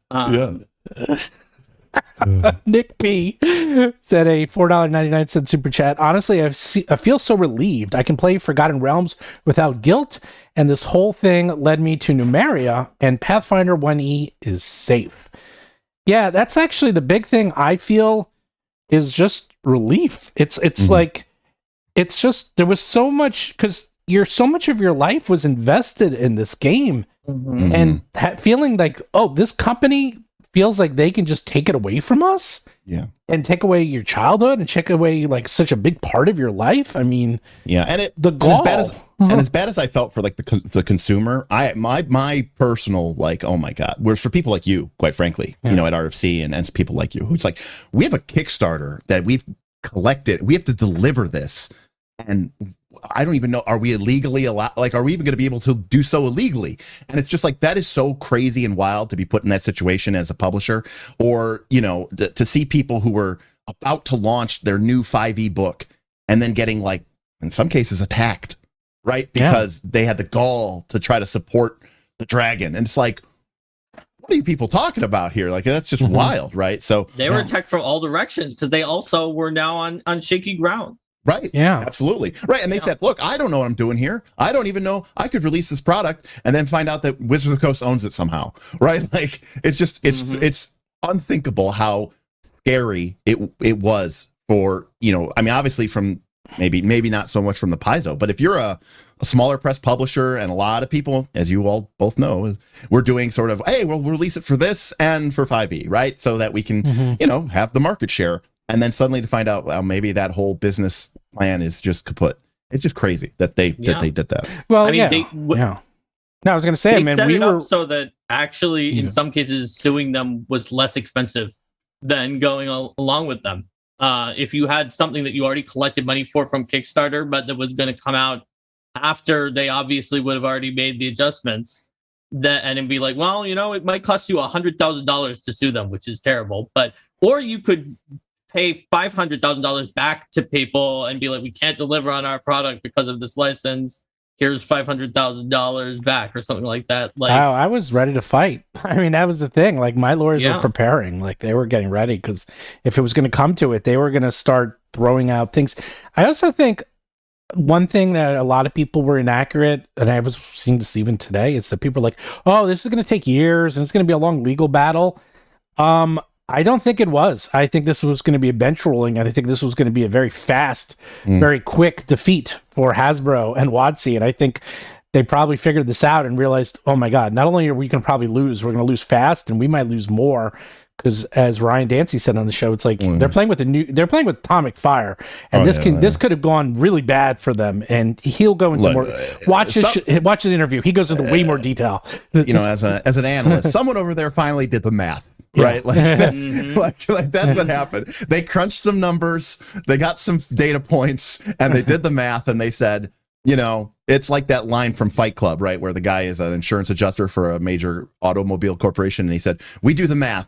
Is a recall what's cheaper, a recall or doing, that's Fight Club, cash settlements, whichever's cheaper, that's the one we do. It's like somebody over at Wizards of the Coast did the math, and they said, okay, you know what? It's actually cheaper for us to just do a full about face, a mea culpa, because I mean, their statement on that D&D Beyond Twitter was very like, I don't want to say it was genuine, because it's all very polished and carefully or whatever, but it was certainly like we messed up. Like it was penitent. It wasn't glib and smug. Like it was not like it was before. Yeah, exactly. It was much more very direct and clear cut. We have heard you. We were in the wrong.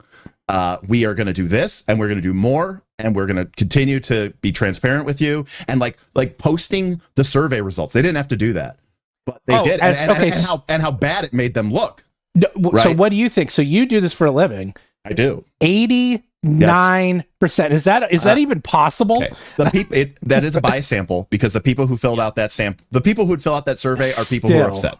Right. So that is bias sample. That being said, even with that bias, and you can adjust for it, this was clearly an indication that a good majority of your player base, I think, was certainly upset about it. Maybe not to the point of forswearing your products for all time, but certainly losing that goodwill with your company. And I think any company, bias or not bias, would look at survey results like 89%, against you as a sort of a non-net promoter and say, we got to do something.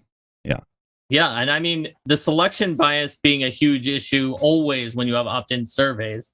However, I feel like very specifically with the 90% of our business model doesn't work for third-party companies, I feel, and I obviously this is not backed by survey science, this is just my personal thoughts, that a high percentage of all the actual third-party publishers who were affected by this probably took it. And of ones who didn't, they might have just been so angry that they felt that there was no way that they could have something come in because their entire livelihood is based on this. So it doesn't even make sense for them to select out. So among those 15,000, I think they actually had a high percent of the people for that question, which you didn't get asked if you said you didn't publish anything.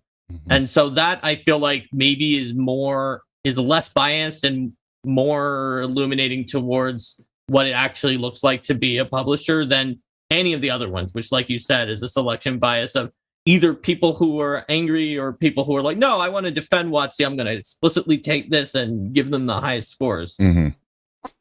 So we have an interesting one. Kay Steinwein said for $5, who would I talk to about using the Roll for Combat or Knights of Last Call logo for non-commercial use and reasoning for use and why? So if they want to use your logo for something. I don't think I've trademarked it, so I mean, but if you're trying to sell something, don't put my logo on it. You contact us. I mean, contact Derek, contact me. Yeah. Like my During logo. the stream, Steven, somebody contacted me who I don't really know them other than from them contacting us before. Who was like, what would it take for Roll for Combat? Like, did they ever work with other creators as a publishing house that's not the Battle Zoo brand, but that just has other things under that umbrella? Like, what would it take to do that? I'm actually been talking to some people who are locked into D&D, the D&D guild, and I'm like, do you really want to give your content and 50% of your profit to them? Talk to me. I'm like, we have a pretty popular storefront right now, and it's getting more popular. I can't talk about it right now, but we got things in the works, and that's awesome. Yeah, I'll tell you about that later. I want to hear about it, but obviously we can't do it on. No, I can't do it live. As soon as we're done, let me know. I'm definitely interested in looking to help publish other people's work. For right now, Pathfinder 5e, but other things as well. But yeah, we're definitely interested in that. That was always my longer term plan, but it might be coming up a little sooner than I thought because it looks like people are interested, and especially in the Pathfinder 2 space because there's not a lot of people right now. And there's one thing I've always appreciated about Steven is that he supports, just like he'll just go out of his way to support other people who are doing something. Like someone was like, I want to do something. Like, could we have Mark write something for freelance for us? And Steven was like, if you need a short thing with that, you know what? He can do it during the time that he's working for me. Like, he's offered a lot of support to people, like, just because he wants to help grow the community. Absolutely. Yeah, thanks. But yeah, no, definitely get in touch with me about that. But like, we have the, what's the con coming up? Like, we're sponsored for that. So the third party con. Yeah, we are I'm a presenter. Sponsor for that. Ooh. Yeah. Derek's is going to be a presenter for TPK. Oh, I don't know what I don't think I'm doing anything for that. Several other presenters on different days. Mark's doing a lot. Mark's doing a lot for TPCon. I don't think I'm doing anything. I'm checking with you on that. Okay, we got to figure out. Maybe I'm doing something. We're going to do a Roll for Combat stream. We've put out that demo that's free. You can already get it from battlezoo.com, but that will be released to everyone during the con to run it. And we're trying to get someone to do a live stream of it. We were going to have 25 North, but the time wound up not working for them. Sucks. So the organizers are trying to see if there's anyone else who can run the demo. You guys can run the demo. Derek's already going to be hosting. Yeah, I'm already going to be hosting. You want to do it? You can play the Leshy. You can play the dragon. You can play the parrot. You can play the parrot. Oh, the Gamayan. The Gamayan. The fact that I even know that is the name of that stupid race. That upsets me. Hey, I've infiltrated your brain. Oh, listen, we already say roll for combat. When we roll for our dice. You know, the funniest thing is back at the very first time you reviewed our book, and he's like, roll for combat. That's a stupid name. I did say that. Oh, no, I was going to say, I still got it. I still got it right down. And now he's like, roll for combat. I still got my Leshy hat. You're a Leshy. My Leshy mask when I was a Snapdragon Leshy. Oh boy, popcorn. Leshy cosplay. Oh my god. All right. Anyways, you have like 35 more super chats. Jonah Halberg sent $9.50. Hey guys, appreciate your stream. Are you sure this is not some legal shenanigans where they state what the community poll results are and not their actual views? Divide and seek $10 for US. Because it's from it's Swedish krona. Oh, right, got it. And it came in at 100 krona. Got it. Yeah, no, I see the real amount. If they did that, bye Hasbro. If they go back on this, this will be the end of Hasbro. I think they go out of business. It would be a PR disaster because they've been so clear with what they were doing, and they put it in the Creative Commons already. Yeah, like okay, I didn't check carefully. Is it still the same Creative Commons license that the rest CC4, was under? Yeah, supposedly yes. It's for international, all the same specifications. I believe so. Yes. So that one was a good Creative Commons license. So like even if they lied about the other half, they still already did a huge step. And there's just no reason to. It just is such an unforced error to do that. Okay. So I just don't think so. Mm-hmm. It looks like Great Role Playing Debbie for $5 Australian says now the stream's going to be 4 hours because Derek's here. So just more people making fun of Derek for length. King Graham Johnson for $10 said, buy some shots on me, though I hesitate to call this a victory. I still want to see how things go in the next few weeks or months, but I think this is a big step in the right direction. 100%. Mm-hmm. Maki0129 said for 50 Mexican pesos, enough for me. The D&D Beyond subscription has been renewed. So look, I'm a big proponent of when you do a boycott and you're asking for something and then they do the thing that you were asking for, that I always reverse it. So however, I do want to wait to see the Four Corners paper and see the new OGL. I do want to make sure, even though I keep saying it would be an unforced error. Right. But I would wait until I just make sure, because we've been wrong about things before, right? Like Linda Codega was just on here, and they had published an op-ed like 2 days ago or something, or yesterday, that was just like, WotC will never reverse on 1.0a. So what are we going to do about that as a community? I said 2 days ago. So they're never going to. To be clear, I don't think they're ever going to reverse. Again, and like I said, I've kept my nose out of this. But we've got a lot of people in our Discord and our Patreon, and people listen, and people talk, and there's the thing. Nobody was saying that this was going to happen. If there's a person who says, "Oh, I knew this was happening," like if you had said that, Stephen, I would have called out. If I would have said bullshit, Stephen said it wouldn't. I was the person who Stephen's usually the one who just gets everything right. And I'm like, oh wow, yeah, Stephen had. I was the person who said that I was holding out hope, but I didn't believe that they would. But I was holding out hope that they would do it, because I always feel that I should at least do that. And I get tricked a lot because I do that, but it's for my own mental health. And I think that was about the most positive take that I heard out of anyone. And people were like, basically, bless your heart, Mark, for doing that for your mental health. It's not good. You're not right, but bless your heart.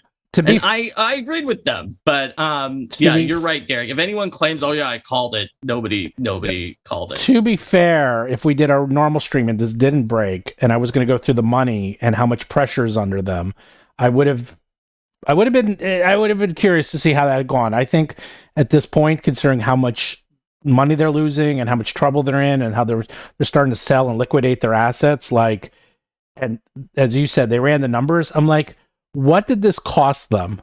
It's the old, what did this cost you? Everything. I mean, this cost them everything. This is such a stupid decision. It's like, who cared? Like, did they really need to control the entire community? Would it have gotten them that much more money, that much more millions? Who cares? Like, millions, I won't get into it, but the board at Hasbro is one of the highest paid boards around, percentage-wise. Right. And they're like barely in the Fortune 500. They're like in the fourth from the bottom, but their board is paid way above the average ridiculous of the Fortune amounts. 500. That's a rounding error. Yeah, they're paid something like, I have the numbers here, something like 180 million last year, some ridiculous amount. Like, yet they're paid so much money. Like what those guys are paid in 1 week is what all these third-party publishers make in a year. Like, who cares? Combined. I mean, talk about stepping over dollars to pick up dimes, or like in this case, pennies. Like it just didn't make any sense. It's like, it was like, you guys are really going out of your way to destroy everyone, and not only did it not work, but it might take the entire brand down forever. I mean, it's like, oh my god, was this a disaster? And I don't know if they're gonna. I mean, maybe they'll recover, but I think the damage is done, and everyone's scattered to the four winds. I think they're a strong enough brand that they would have at least weathered it somewhat, just with people who didn't notice or knew people who came in later. I don't know. I think that they'll recover, but well, dude, they're putting I think that the industry is going to be like, or that the fan base and the community is going to be stronger for this having happened, because the disruption event allowed people to meet new people, to look at new things. Oh wait, there was more. I forgot to go through. Let me go through a little bit of financials just so you understand this. Go for it. Just a little bit, because this is what I was going to talk about today. I mean, the stock is down to 58, which it's been down about 50, a little less than 50% for the entire year. Didn't it go down like $4 like overnight? Well, because it went down 7.82%. They announced layoffs. I mean, they announced layoffs. Yeah, of course. Wait. See, this is the thing, Derek. The way this works is if you announce layoffs, depending how you announce it, that actually could make the stock go up. They didn't announce layoffs. Heard of that, which is ghoulish. Yeah, because didn't BuzzFeed announce massive layoffs and then say we're going to have AI write everything for us? And they went up. They went up 90%. Yeah. There's a lot of ways. They went down and they laid off because they literally said we're going to miss earnings by a lot. Yeah. So they were like, and then. No one talked about this. We're going to talk about this. This is where people start to pay attention. Two firms cut their price targets. USB and Money's Separate Heart cut their price targets from 110 to 90 and 106 to 80. Yeah. That's a big deal. Like, so now the professional firms are basically doing sells and saying the targets are down because this is a big freaking deal. And you're talking about their Q4 earnings? Yeah, Q4. Yeah. Because the thing is if you look at their Q4, dailies, if you look at the stock over the last 3 months, I mean, it was trending downward all of Q4. Everything was though. Like WotC was the only thing that was stopping it from plunging in Q4. WotC was up and the other stuff was way down. So every stock has been plunging these last 4 months. I know. However, they're still down. But in January, all these other stocks were going up. They kept going down. So, okay, well, December 20th, they were at 54.79, and then the other day they were up to 66. So if anything, they went up. No, they were going up, but not as fast because they were just riding the market wave. But this is why I don't invest in individual stocks. I just do whole market index funds. Okay, but it's low cost, and your decision making and passion and emotion are taken out of it. It's advice for me, people. Yeah. That's what I always do: is just go across entire things. Yeah, but the point is that they're not doing well, and they're liquidating big assets. You do that when you need money. It's simple as that. It's like, put it in realistic terms. I have this big $4 billion studio I bought that's sitting here, and oh my God, we're running out of money. We're selling the studio. We're selling it. We're starting to sell things because we need money. And and then Alta Fox is calling them out publicly, and that's not going to go away. I have a feeling we're going to start another round of that soon. Mm-hmm. Brandon Reynolds. So wait, do we have one from Andrew Meeson? Yeah. I think that's the next one after Baki. Yes. For $10, it says, "You guys deserve to pat yourselves on the back. You were a big part of this fight." So thank you. I think we were. Although I do feel like even if we hadn't been there, that Linda Codega's article would have gone out the next day. That would have been the first time people were seeing the direct quotes. Probably Indestructible, who had a leak from earlier and just was kind of worried about being the first one to put it out, would have started confirming the quotes. And I think it could have worked without us, but the way that it actually happened was that we wound up in the middle of all of this. So I think but we weren't all who scared. were watching it could have done it without us, but I'm glad that you were happy. Let's put it this way. Roughly speaking, your channel has received approximately, we'll round up, 1 million views in the last month.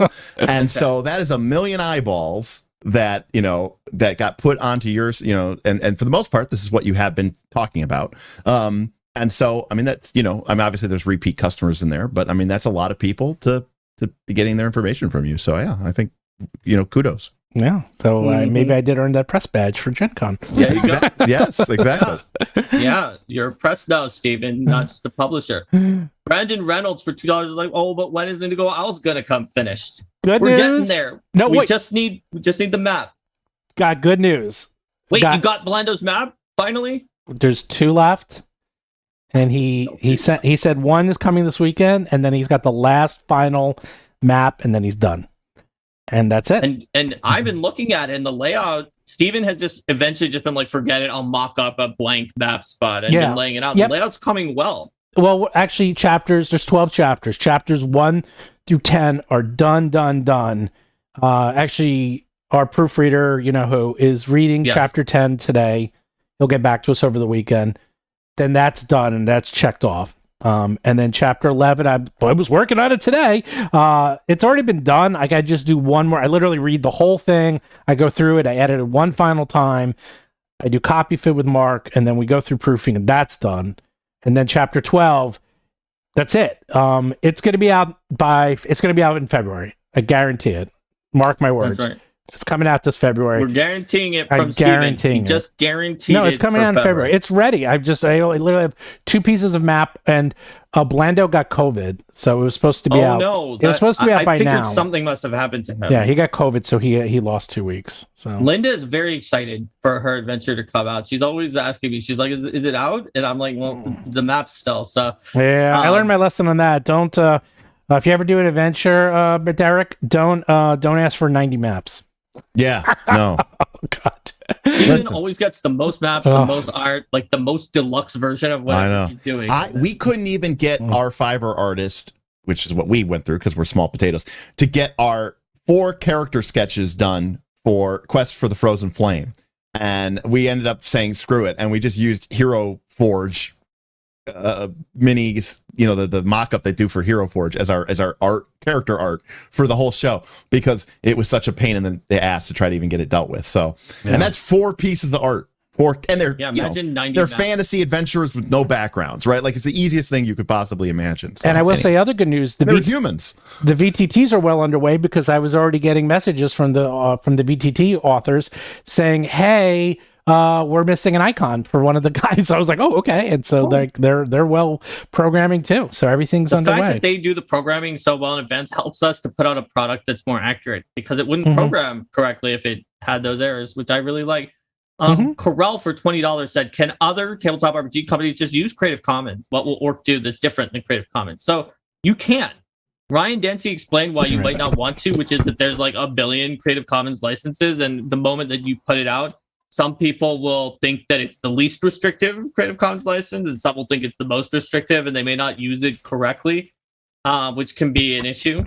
Another reason you might want to use something like Orc, and obviously Orc's not out yet, who knows what's going to be in there, is so that you can specify certain parts of your product that are under different versions of a license. Creative Commons are generally just like very open on everything. So if you want it to be like, some of this is product identity and some of this is open for you all to use, then something like what the Orc might be, which we don't know what it's going to be exactly, could help like that compared to Creative Commons. So basically, if you like the terms of the Orc and they're helpful to you as a creator in sort of expanding and collaborating in that way, but Creative Commons is great. There is literally nothing wrong with using the parts that WotC just put into Creative Commons. This particular Creative Commons, some of them are actually very restrictive, but this one is open enough that it's going to get you what you want, as far as we can tell. We are not lawyers. Hey, Derek, do you like Orc? Yeah, actually, it's the only thing I did a video on. I did about like an hour on it. It was supposed to be it became a 13th Age stream, but I spent about an hour talking about Orc. Yeah, I think it's great. I mean, they should have their own, they're doing their own thing anyways. I think, like, if you're that different, like, if you're making a bestiary, if you're making Battle Zoo bestiary for 5th edition monsters, it makes sense that you want to use the 5th edition OGL. But if you're Pathfinder 2, or if you're, some other random company, like even 13th Age is a great example of that. And they're supposed to be coming out with a 2nd edition of that.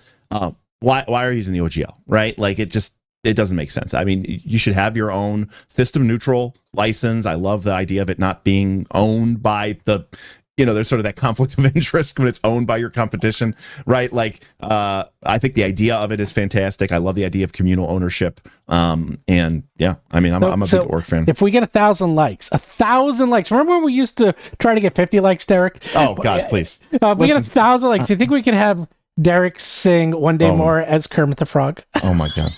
Oh boy. I think he's gonna do. Oh wait, no, One we day got to. No, more. wait, that's a preview.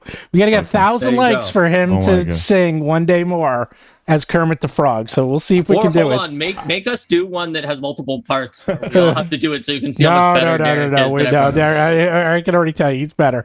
We'll see. It's so funny. We used to try so hard for 50 likes. I know. Oh, but Well, there we those go. halcyon days of 3 weeks ago. So Big Moon with 1 and 2 zeros gave 10. I figured out the R dollars are South African rands. Ah, cool. Okay. Cool. 10 South African rands. Just subscribe to D&D Beyond for the first time. I like the site. It sends a message, and if they try to pull a fast one on us, I can unsubscribe. Lol. True. Stephen Wong for $4.99 said, "This is for singing Les Mis." Well, you might be able to hear Les Mis by Kermit This the is Frog. actually when the first Les Mis happened. We've just made it to there in the super That's chat. wild. That's how many super chats you have. We Yeah. still got more. Nico Valentine for $2 said, "Does the SRD being CC mean VTT animation are safe? As long as they use the Creative Commons base Yeah. or the 1.0A.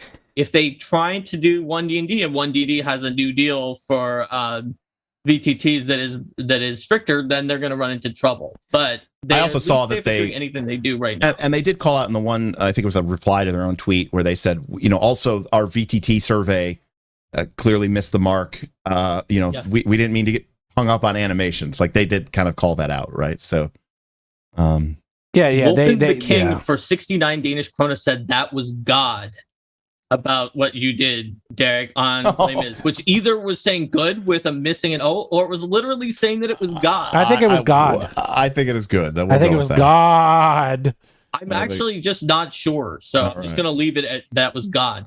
Jameson Curry for $10 said, "Please sing One Cox is known as Chris. He made a decision and it was a miss. He thought his revenue would end in Chef's Kiss." That's for you, Kent- Derek. That's not for us. I can't even see these old super chats. For $5 Canadian said, "Talk about VTT, what's going to happen." So we got that from one of the other super chats. But to go into more detail, VTTs are now, as far as I can tell, safe for everything up through 5e. Right.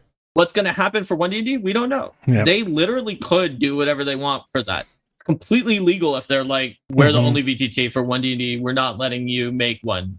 Period. Even if it's just a tabletop, they could do that. Yeah. Yeah. I don't think that's a good idea for them to do that, just for a variety of reasons. But I'm also not like the person making business plans or whatever. So they could. We don't know, and we'll have to see. But they're not screwing over any of the VTTs to make them lose what they already currently had or anything like that anymore, because 1.0A and the Creative Commons should have their back, no matter what, animations or not. Mr. Smith Government Class for $5 said, "Bravo! There needs to be a cover of One More Roll, or do you hear the players sing? That's a good idea. Do you hear the players singing the song? See, there we go. Angry Gamers." Wow. Or no, Gamers doesn't really rhyme with anything, does it? Well, no, but do you hear the people sing is even better, right? That's about a bunch of pissed off angry Yes. people I riding in know. the streets. Do you hear the Singing the players song of sing? angry nerds. It was a music of a people who thought 1.2 was for the birds. When the beating of your heart, Say that, look, Mark. Mark can sing? I Oh know. my God. beating of the drum. That's got There's a license about to start when tomorrow comes. There you Oh go. my God. Love it. Wow. Yeah, get the golf clap. I know. I almost started hitting my sound bars from my stream decks, but you guys wouldn't hear them. They would only go out to my. Oh, you're like you were doing the little smashes, the little smash Yeah, cuts that you was did great. over there. That was Wow. fantastic. Excellent. That was That's very got good. theater kid vibes, Mark. All right. Well, thank you. Yes, I was in theater. Of course in, you were. High school and college. Of course you were. Jameson Curry for $20 says that something about customers being upset, and that I think it's the end of the thing about Chris Cox, that he will cause you strife. Let him be only able to do one thing, and that is to make and then it gets cut off again. I think it's just like a song that is going to the extent of every super chat and then being continued in the next super chat. I got cut off until the $100 one from Jameson Korea and the $4.99 one before that. So, Steven, do you, I do got you have everything. the ones that are before Jason Blaisdell's yeah, we got a whole $4.99? bunch. Great role playing. Debbie sent I think $50 Canadian super chat. When can we get the OGL inspired adventure for everyone? RFC. Also, I'd love a zebra race to go with Derek's zebra archetype XD. So what's your zebra archetype? Well, it's not mine. I'm trying to remember. We were doing the archetypes, and something came up about a joke about a zebra handler archetype, and somehow this became a thing. And somebody, I think it might have actually been Great Role Playing Debbie, super chatted absurd amount of money so that we would design a zebra handler archetype by the time we get to the end of our archetype stream, which I think has gone on now for about 30 plus hours as we've gone through every single archetype. And obviously that would be at the end of the list. But there was a big discussion about why you can't ride zebras and why they're different than horses. And then we said, but what if you could? And we're like, that is something that would be totally, something that would happen in Pathfinder 2 or Galarian. So, I saw this interesting things. Yeah, like zebras, they are totally terrible. Like they spook easily, they freak out, they run. You can't ride them. They're just. See, Steven, you're one of us. I am. I know this random factoids about zebras. Yes, dude, zebra handling is very important. Yeah, Yep. We do well. We maybe if there's some tournament bowl, some trivia bowl at Gen Con, we can enter. Karki Cashmin sent a $10 super chat, but I didn't see if they had a question. But thank you for everything you guys send. It helps so that we can spend time doing this chat instead of working. Quite frankly, because I'm not doing other things. GM Scott sent a $10 super chat. Love all the reporting you guys have been doing. Knights of Last Call represent. GM Scott is one of our big supporters over there at Knights of Last Call. Was one of our top Hero Point Award winners from last year. We just sent him a big gift certificate to Drive Through RPG as part of our annual patron giveaway. But he did not win. But they did not win the table. They did not win the table. No. Did I tell you who won? You said someone to San Diego. San Diego, Steven. I have to drive. I'm going to join. I'm going to road trip with you guys. That sounds fun. I have to build a custom gaming table for somebody. Then I have to ship it, and then I have to get my two friends who are also on the channel, and then I got to road trip across and deliver it to the farthest place in the continental United States from my house. I have a plan. All right. Combo it with your trip to Las Vegas. You'll almost be there. At that point, I'm not I think kidding. you're stopping. I think he's stopping on Vegas. I'm not kidding. Mark, we're stopping in Vegas. We'll almost be there. I want to go. When are we going? When are we doing this road trip? This sounds so much fun. We're still in the design phase. I got to get all I got to get like his, because it's a custom gaming table. I make all of my tables, from scratch, and they're all, custom wood, custom dimensions, whatever features you want, all heirloom quality. So, it's a labor intensive process, but I imagine later in the year. Oh my God. The real thing is going to be like, is it before Gen Con or is it after Gen Con? Well, if you do it, you could bring it to Gen Con, then we could use it, and then we can keep going. I was actually hoping GM Scott would win it. He's in the chat right now because GM Scott lives up in Michigan. So that would have been a weekend trip. Oh, you could have come to me, New York. It's pretty close. You were in the drawing, Steven. I know. That would have been great. I would have loved that he could come and hang out with us. Yeah, we would have totally hung out with you for the weekend. Yeah, I know. That would have been freaking awesome. Anyways. No Dad Dozer sent a $21.12 super chat. Congratulations, Linda and Roll for Combat, for breaking the internet last week and then winning the internet this week. We in the Army have been glad to swarm in Twitter and otherwise. Awesome. Yeah. Thank you for your service. It's big time. It's weird. This whole thing. We fought for the old fight for your right to party. I see. They meant like an internet army. I thought that they were saying that a lot of people in the army, who I know also play they RPGs meant the internet army a lot. Yes, and our big RPG fans were doing something. Yeah, but this wasn't our fight. This was fight for your right to party. It was like, this is fight for your right to play games, man. Fight for your party's rights. That's right. Fight for the right of your party. There you go. Jason Basildon sent a $4.99 super chat. I was in the dentist for the first 50 minutes of the stream. Can we get a brief summary of what happened? I'm lost. Mark, you want to give a brief summary? Okay, brief summary of what happened is that Wizards just put out a statement that was said, it was from Kyle Brink, that said basically, surveys are back. We stopped them 2 weeks early because 15,000 people did it, and you all hate 1.2, a variety of clauses. You all hate it. 88% couldn't publish their content under it. 90% would have to change their business for it. 89% are dissatisfied with the authorizing OGLA. 86% have issues with the VTT policy. 62% like putting the SRD in Creative Commons, but among the ones who have issues, it's more that there wasn't enough in there. So they have already put all of SRD 5.1 into Creative Commons, all of it, under a good Creative Commons license that should have you covered if you want to. And they promised to leave OGL 1.0 in place as is untouched, which at this point, if they go back on it, it's just such bad PR. I think there's no way that they go back on that. And you can use whichever one you want. So that's amazing.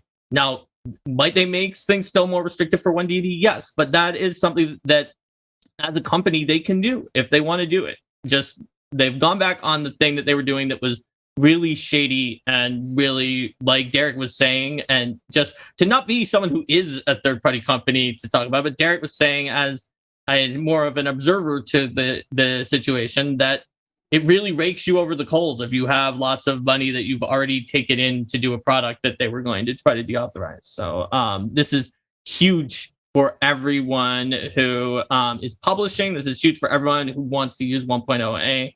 Doesn't mean that everything's over, but that's what happened.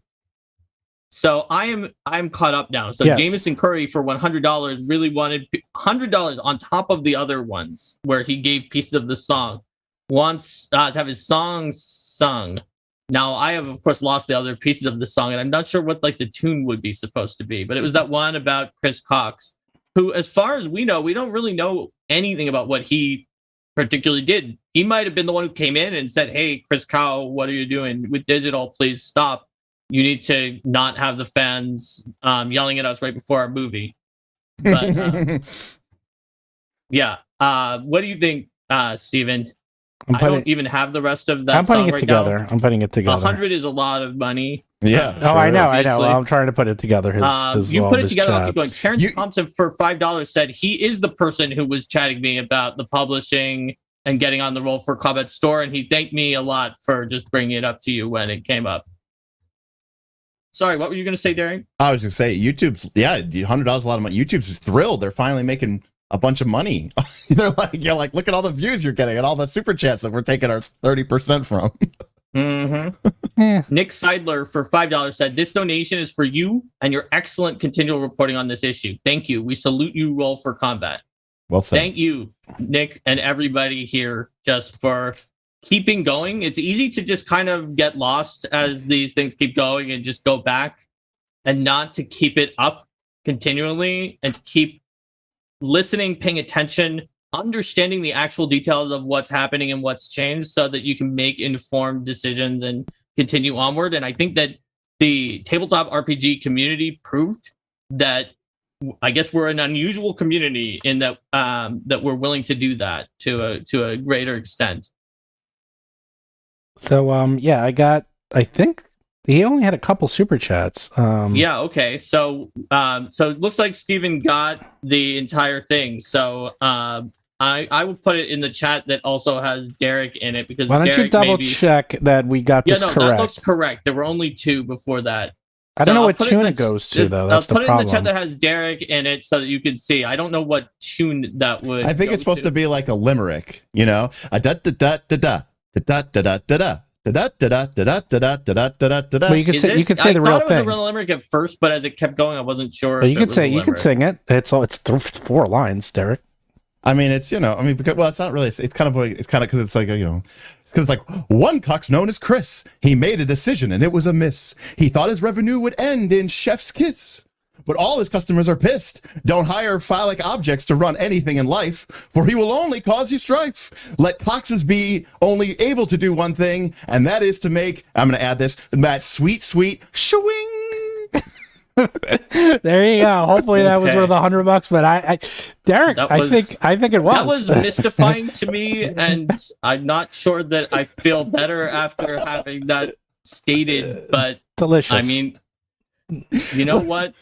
You do you.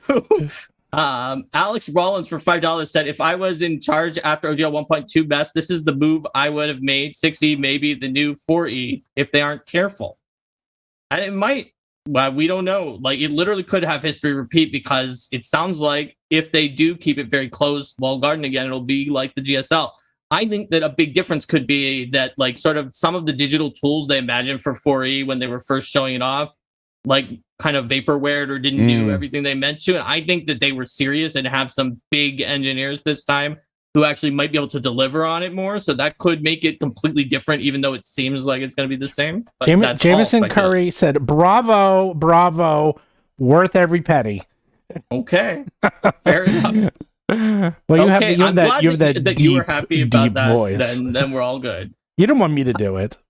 That's why we Hey, got the Derek on. Derek is role player extraordinaire and singer. Yes, he can do anything in the Kermit the Frog voice or out of it. Yes. The Twin Blade for $5 said, can anyone verify the new CCBYA has no morality or behavior clauses and cannot be modified? I'm pretty sure that's true for the Creative Commons that they picked, that it does not, they can't do anything to it. They don't have it anymore. It's in Creative Commons. Like, WotC is not in control of it now that it's there. It's just out, and you can do it whatever you want within the terms of that license, which is pretty nice terms. I just want to shout out, by the way, there's somebody in chat named Cooperative Waffles, which is going to be one of the sleeper hits out of Treasure Vault, by the way. So That's it's a great PF2 item. Oh, wait, did you do Nick Selder I think so. for Which one was that? $5? This donation Yeah, is... the one that said it's for you. So okay. for combat. Yeah, I did do that. Okay.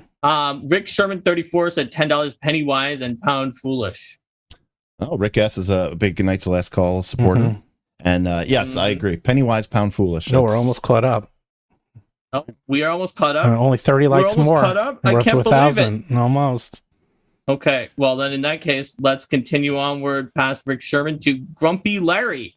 Said, free the wizards. If we can get qualified people onto the board of directors, the future would look bright for D&D. Thanks for keeping me informed. I mean, that's what Alta Fox wanted to do. They had did you see that list of who Alta Fox wanted? They had like a pro Magic They player had and several other yeah. So did you see actually, that? I was kind of surprised. They wanted John Finkel. John Finkel is like a legend. Yeah, so I was following this Alta Fox thing long time ago. Oh, yeah. When they were trying to put Me too. when Finkel was their representative to the board, Right? And that was like, because that was like what, almost 2 years ago. No, it was last year. Was it 2020? I thought it was 2021. But February anyways. 17th, 2022. Okay, so Yep. almost It 2021. feels like it was 2 years. It really One of does. The years was 2022, and the other year was this January. Because at that time, That was the second year. At that time, I was all for it because, obviously John Finkel is a legendary Magic the He's Gathering legend. player. But he's also obviously an incredibly brilliant financier and poker player and all this other stuff. And I was like, yeah, frickin' I'd love to see Wizards of the Coast spun out, right? Like, save Magic. That was my thought process at the time. And so, yeah, I mean, it's crazy that that this has kind of come circle around, and who knows, maybe the pressure from the board is really ultimately what did it. I think it might be. Yeah. I guarantee it. I mean, they were willing to speak out, like literally in the middle of this, so that shows you something. Yeah. Building Persephone for £2 said, I like Linda Codega's response to my question about AFC. Okay. And there's been a bunch without super chats for a while. Chaotic Tabris for 2 Brazilian reals. They are not South African rands. Oh, rands are just ours without the dollars. Thank you for telling me that, Chaotic Tabris. I gave the wrong currency before. That's good to know. I know about Brazilian reals. I just did not know it was our dollar sign or not. And I Googled and I eventually found something that said that on 7 rands. likes away. Get ready, Derek. Oh my God. 7, yeah, we're very close to 1,000. Come on, so we may have 1,000 to likes. do Even you have to be impressed. some kind of trio situation. So let's see, where are we after that? 6 likes away. 5. Oh. 5 likes away. All right, keep doing your super chats, Mark. Okay, Don't I'm looking for them. Did you do there was a gap, and then Rick Sherman. Rick 34 Sherman. For $10. That's next. That's next. This was like Revenge of the Nerds, just for real. Right. The difference is that like also the people who were in charge were nerds too. They just were like finance nerds. No, actually, we blew past 1,000 likes and we're up to 1,038. So we're gonna have to figure out what song we're gonna have to do for the 1,000 likes. So I thought he was gonna do the Let the People Sing, but in Kermit's voice. As Kermit. Yeah. Kermit. Yeah. All right, you ready? Do as much as you want. I will make sure it doesn't get demonetized. I'll just do the first part because I've never sung this before as Kermit the Frog. There you go. Kermit the Frog here. Do you hear the people singing a song of angry men? It is the music of a people who will not be slaves again. When the beating of your heart echoes the beating of the drum, there is a life. There is a life about to start when tomorrow comes. Oh. Hey, everybody. Kermit the Frog here, saying hello from Roll for Combat. This is really great news. All right, now do it as Robin. As who? Robin. Kermit the Frog's little cousin. Oh, I don't know, Robin. Oh, I'm kidding. It's like the same voice, only even higher. It's like, "Hi, I'm Robin." It's really, really, really high. Will you join in our crusade? Who'll be strong and stand with me beyond the barricade? Is there a world you love to see? We'll join in the fight that will give you the right to be free. I think that's a Leshy. I don't know, Robin. That was me trying to do high. Oh. You join in our crusade and fight for OpenDnD. Beyond the barricade, is there a world you long to see? Then join in the fight that will give you the right to be free. All right, come on, Steven. Do you hear the people singing the songs of angry men? Nerds. It is the music of the people who will not be slaves again. When the beating of the heart and the beating of the drums, there is a life about to start when tomorrow comes. Dun, dun, We did not have dun. the tempo together. Oh, that was horrible. That was Oh, fantastic. that was fantastic. We were a little. I apologize severely for that. Hey, man. That was the tempo was so off. That was, It was. so It was horrific. freaking It was horrific. off. Shadowy Insight for $5 says, "Am I crazy for feeling like another shoe is waiting to drop? I feel like I can never have the same level of trust for WotC again." I would say that it seems like a shoe is not going to drop this time. It obviously could if new lawyers and executives come again. Maybe just like the level of trust that we had in the past may have just been like too high to have for a corporation in general. And we've just learned not to do that together. But I think that we can trust in their own self-interest that they're really not going to reverse the thing that they literally just said, or it would look so bad. Noah Klein for $9.99 said, "The Creative Commons SRD 5.1 appears to have opened up the names, but not the stats. Count Stradvan Zarevich, Beholder, Gelatinous Cube, Mind Flayer, and more. But only the names. That may be true. The stats aren't in there, obviously, for Beholder, as we found out. But given that it's not the OGL, which was like, oh, these are here, but understand that the monsters are protected. Based on the terms of the Creative Commons, there could be more things with the names. Obviously, those are more than just names, but it could mean that you could like just call the name of your non-vampire, just like he's just a regular count who lives in a county in my new game setting that uses CC, and his name is Count Stradvan Zarevich. And that may be possible due to that reason. I'm not sure. Cooperative Waffles wants Derek to put his like stuff like where you can follow him and stuff. You can put it in that you're a mod. Just put it in the chat. Yeah, I probably should be able to do that. I was just gonna say you can just Google us on or look at us up on YouTube. We're just Derek isn't big on like followers or people or no, not really. I mean, it's he's like, I just do this and people find me, so be it. I don't care. Like it's not my full-time job, so Yeah, but you still, it's like, it's not my full-time job yet. Didn't you put out like 32 hours of content in like 1 week? Derek, you sound like you're going Yeah. Dundera-ish towards subscribers there. So it's not like I want you to watch my show or anything. I know. Well, you know, I mean, there. That's our link to our YouTube channel. Yeah, we did. Yeah, there was a week. I think we ended up doing like 5 live streams. I think they were all like 4 or 5 hours. So it was like 20 hours or something. Derek But yeah, hates money, according to GM Scott. I mean, that's kind of technical. Wolfen the King for 42 Danish Krona said missing an O. He has super singing voice.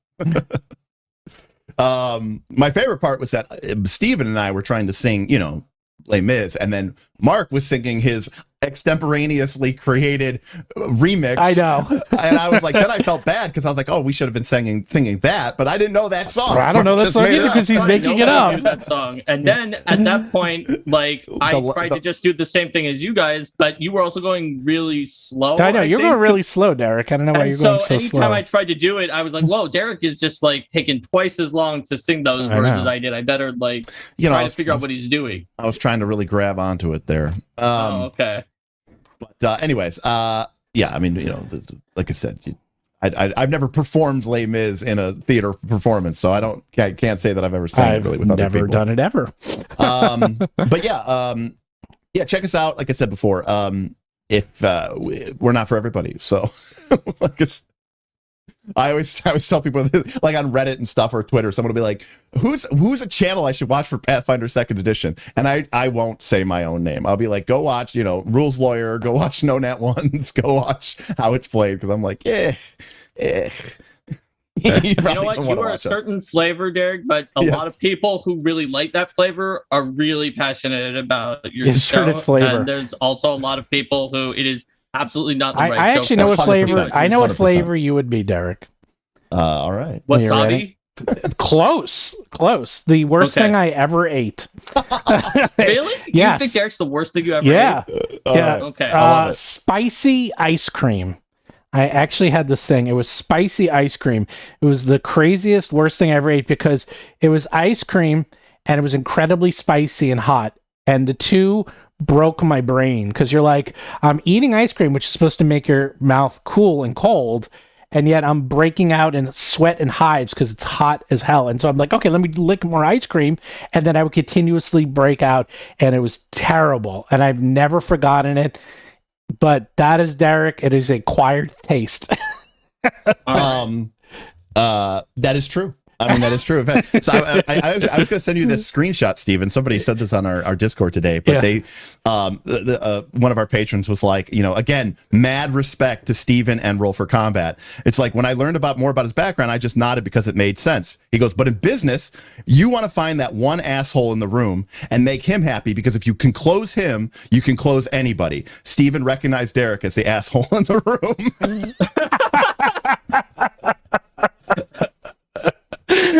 Maybe I did. That's hilarious. And he's like, so when Derek gave a pretty good thumbs up on bestiary, you know, Battles of Bestiary, RFC was like, holy beep. And Stephen was like, this guy is a brutal critic, but he liked our work, so we must be doing something right. Let's throw more shit at this guy. So, you know, I definitely appreciate, And you know, that when you told us about like the layout, remember Bob, I think was the one, and I fixed it right away. I cut off too soon. Oh, okay. And further to his credit, when Bob was like, hey, your layout has a problem. Look at pages X and Y. Steven was like, you're right, fixed. And we were all like, holy shit. He's like, and he said, I mean, on that alone, I will probably buy anything those guys make forever because they cared more about their product than they cared about their ego. Thanks. So yeah, I completely agreed with Bob. I was chatting with him afterwards because Hey, he was right. he was right. The funny thing is when I was talking to him, I said, you know what? At the time, I couldn't get it to work. And then, you know, it's just the way your brain works. And then I looked at it again, which was a couple of months later, and I managed to get it to work to a 2-page layout. And in fact, we're going to reprint the Battles of Bestiary and it's going to have the new layout. It's a great book, by the way. Thanks. I imagine you've been selling some books. We've been doing okay. So, yeah, we're not doing too bad. we do have to. Are we all caught up here? Almost. No, we got a few more 'cause left, we but went on more we're gonna wind digressions. things down because Yeah, Wind things well, down, because so- I got a session 0 in an hour, so we're gonna go like another 5-10 Linda's minutes. got So a, that's not it. Codega, but Linda's Ice Power has a meeting in an hour. Too, Yeah, so I gotta we gotta go soon. So I gotta go make some samurai. super Yeah, chats, we're gonna go please. like with the next. We'll say like 10-15, and then we're done. Yeah, that sounds 10, perfect. 15 minutes. Okay. That sounds Perfect. right for me. Okay. Perfect. I'll read through all the things that are here. Devil Ham Okay. for $5 said, just realized with SRD 5.1 in Creative Commons, any 5 ebooks this year are now no more official than Deep Magic or Battlezoo. I mean, they also are published by the Wizards and the D&D brand. Don't get me wrong. I would say official is already a word that's kind of, to me, is kind of squidgy. People often use it or like, well, this one's official. But the idea of whether something's official or not just really comes down to what you want to use in your game, right?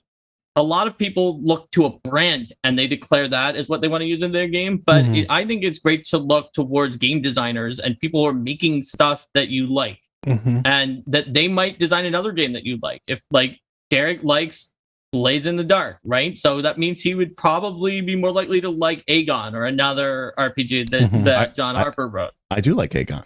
See, but for some people, it's easier to learn the brand and the name of the game. But I think that learning the name of the creators is great. Aegon, Wow, yes, he's got awesome. everything. He's got Uh, everything. So moving on to the next one, we've got Yeah, if you want to get something in now, because we're going to cut them off soon. yes, So speak now or forever hold your super chats. we've got 2 left.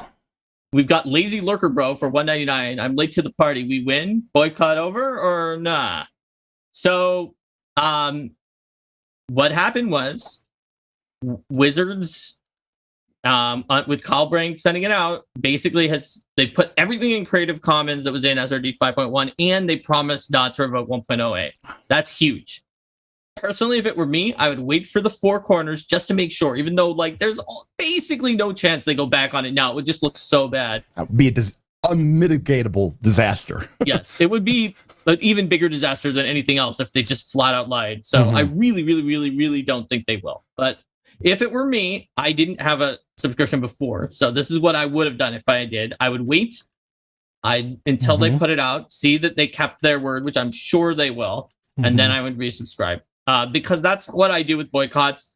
I don't just be like, well, thanks for giving in, but you know what? I don't like you now that you did the bad thing, so I'm not willing to come back. I want to make sure that Look. I am using my leverage to send a particular message. I'm- It's totally fine if you don't do that, though. Whatever you want to do. By the way, people, 2 things. One, yes, I did break out in hives eating spicy ice cream because it was so freaking weird and it broke my brain. Not mint chocolate chip, which is my favorite, by the way. Have you ever broken out into hives from watching Derek's stream? Oh, constantly. That's why I watch it, because I go for that. That's my thing. Oh my goodness. And then the next thing is, please. Next thing is, you lost me. Oh, people are asking, should I resubscribe to D&D Beyond? I've actually seen that a lot, not super chatted. Look, do whatever you want, but I would say no, wait, okay? I would wait for the actual Wait. license first. Yes. Just in case. Yeah, don't do anything yet. This could still be kind of gross, the OGL 1.3. I have high hopes now because they really need to put it this way. They've turned the ship. They're going in the right direction, and if they decide to go in the wrong direction at this point, it will be a PR disaster of legendary proportions. So I do like that we went 23 years with a 1.0 and a 1.0A, and then in the span of less than 4 weeks, we've had 1.1, 1.2, and probably a 1.3. no, actually, we And went no. 2.0. We actually went even better. We went 1.1 to 2.0 Right, to 1.2, and now probably 1.3. or 3.0. Why not? I was going to say, just do it. Just do 3.0. Just You know, they should do it like Skip to with 3.5. like with Final Yeah. Fantasy, right? When the Japanese finally caught up with the American finally caught up with the Japanese, and it was just Final Fantasy 7 everywhere. They should just make it 6.0 to tie into 6th edition. yeah. There you go. Yeah. No, that one OGL. This is not a new edition of the OGL. This is an end to You know what would be the best? OGL. No, Just I have a better OGL. one. I have a better one. Actually, you know what actually might work and get me back even I don't even think they would do it, but who knows now? If they said, you know what, there is no new OGL, we're going to still use 1.0A. That's it. Can you imagine? That would be stunning if they actually do that. Right, because that would be, I mean, that would be a complete total protonic reversal. Yeah. Right? Yep. Like, Yeah. But, and if they say that, if they say that, they actually might win. It's like we're saying, what can get back your trust? If they say SRD 5.1, all under Creative Commons, and we are not even making a new OGL, keep going, use 1.0A, it's fine. And that's it. That might work. Yeah. I already, from what they just did, trust that they are not coming after me for now. Yeah. Because if they did, I feel like we said, it would just be catastrophic PR. So they won back at least that much trust. Someone from me actually that did say, make OGL 1.B, but add in the word irrevocable, keep everything exactly the same. Even better. Like if they did that, that might work. That would probably get a lot of trust back. Like, I'm not saying I would completely trust them, but it would show that they're really putting their money where the mouth is, and I that think they you should learn never their completely lesson. trust a company anyway no, that's no. publicly traded and can switch to somebody else. Yes. Right? Yes, but if they, as far as you could trust any company that could happen to, if they did that, that would be very huge. Even already what they did is a good step in towards trust for me. Yeah. Assuming that they keep with it. Eric S. Riley for $2 said, Roll for Combat has the most value per like on all of YouTube. Presumably because of the songs. Not that last one, though. Although notice that after that last one, we lost like 20%. Because everyone was waiting around. They're like, okay, we saw the song. Listen. Or it was because it was bad. Well, I think a lot of people are overseas going to sleep, to be honest. Also, all it proves, Mark, is that the value of a good conductor in any sort of group ensemble setting, musical setting. 100%. You're right. We had too high of a resistance. Yes. Auntie Entity for $2 said, is the Paizo org still happening? So org is a license. It's not just Paizo. It's going to be held by like a third-party entity, and a lot of companies are in on it, and it is still happening. Paizo put out a statement while we were in the middle of this stream that was basically like, this is very good, but we still think that it's good for the industry to have like an open irrevocable license that's not connected to any of the companies. And let me see. Oh, here it is. It said, we welcome today's news from Wizards of the Coast regarding their intention not to deauthorize OGL 1.0A. We still believe there is a powerful need for an irrevocable, perpetual, independent, system-neutral open license. And then there was a follow-up tweet, but Twitter is not always great at showing the second one. It's that will serve the tabletop community via nonprofit stewardship. Work on the org license will continue with an expected first draft release for comment to participating publishers in February. So that is what Paizo said in response. And if you are still having trouble finding that, I will just retweet that right now. So if you're following me, then you'll be able to see it there. So that was. Did we wind up with more super chats after that one, or was that the last one? I think that's the last one. All right, we did it. We did it. Yeah, that was the last one I saw. Wow, we did it. Great, and it only took like 5 minutes. See? No, it didn't. I got to admit, I'm after all of this, because we wrapped up Quest for the Frozen Flame before Christmas, and then we did our holiday Poppet adventure, which was a lot of fun, and then we haven't, but we also before that we're running like a really super hacked version of 5e D&D called Dungeon Time Extreme. That we were playing as our home game. And so I have not really been playing RPGs for the last month. And it's felt so apropos because of everything that's been going on, right? The world was on fire. And so it feels so good to now to be able to say, okay, look, I don't know what's going to happen, but it feels like it might be moving in the right direction. And then I'm getting to go. I'm going to sit down at a real table with my real friends, and we're going to make cool samurai PCs, and it's just awesome to be able to I've been trying to tell this to everybody. It's like, don't forget what you love about this hobby. Don't get so caught up, in the drama and the tension and all that other stuff. And I know it's a big deal because it's a business too, but don't forget why you love this hobby, and don't forget why you love this game. It's for those moments, and it's for those connections, it's for those people. And I just want to make sure that people don't become bitter or cynical after this experience, right? Like there was always this beautiful, I don't know, optimism, I think, about RPGs that has always been part of that sort of community that we've had. And I just don't want that to get replaced with this sort of sense of cynicism. And I want people to, enjoy your games. Maybe try a new one, maybe go back to your old one. But I strongly encourage you, in the next week, get together with your group, roll some dice, play some games, have fun, right? Mm-hmm. I think this should be a hopeful time for the community and not a cynical time. So I agree with you on that, Derek. Yes, something big happened that shook things up, but look what came out of it. Like, people came together. We got to know each other so much. Like, I met a bunch of people in the industry who even I didn't know, and I have been working in the industry for a while. And the community's gotten to know other different subgroups in the community, and we really came together and we did something that, like, you don't see it happening. Like the multi-billion-dollar corporation versus like right. Some elements of the most vociferous people in the fan base, but probably like a lot of people aren't paying attention that are in the casual fans. Like, to have it happen like this is unusual and good. So I would say, like, celebrate this. Mark, you strike me as a West Wing fan.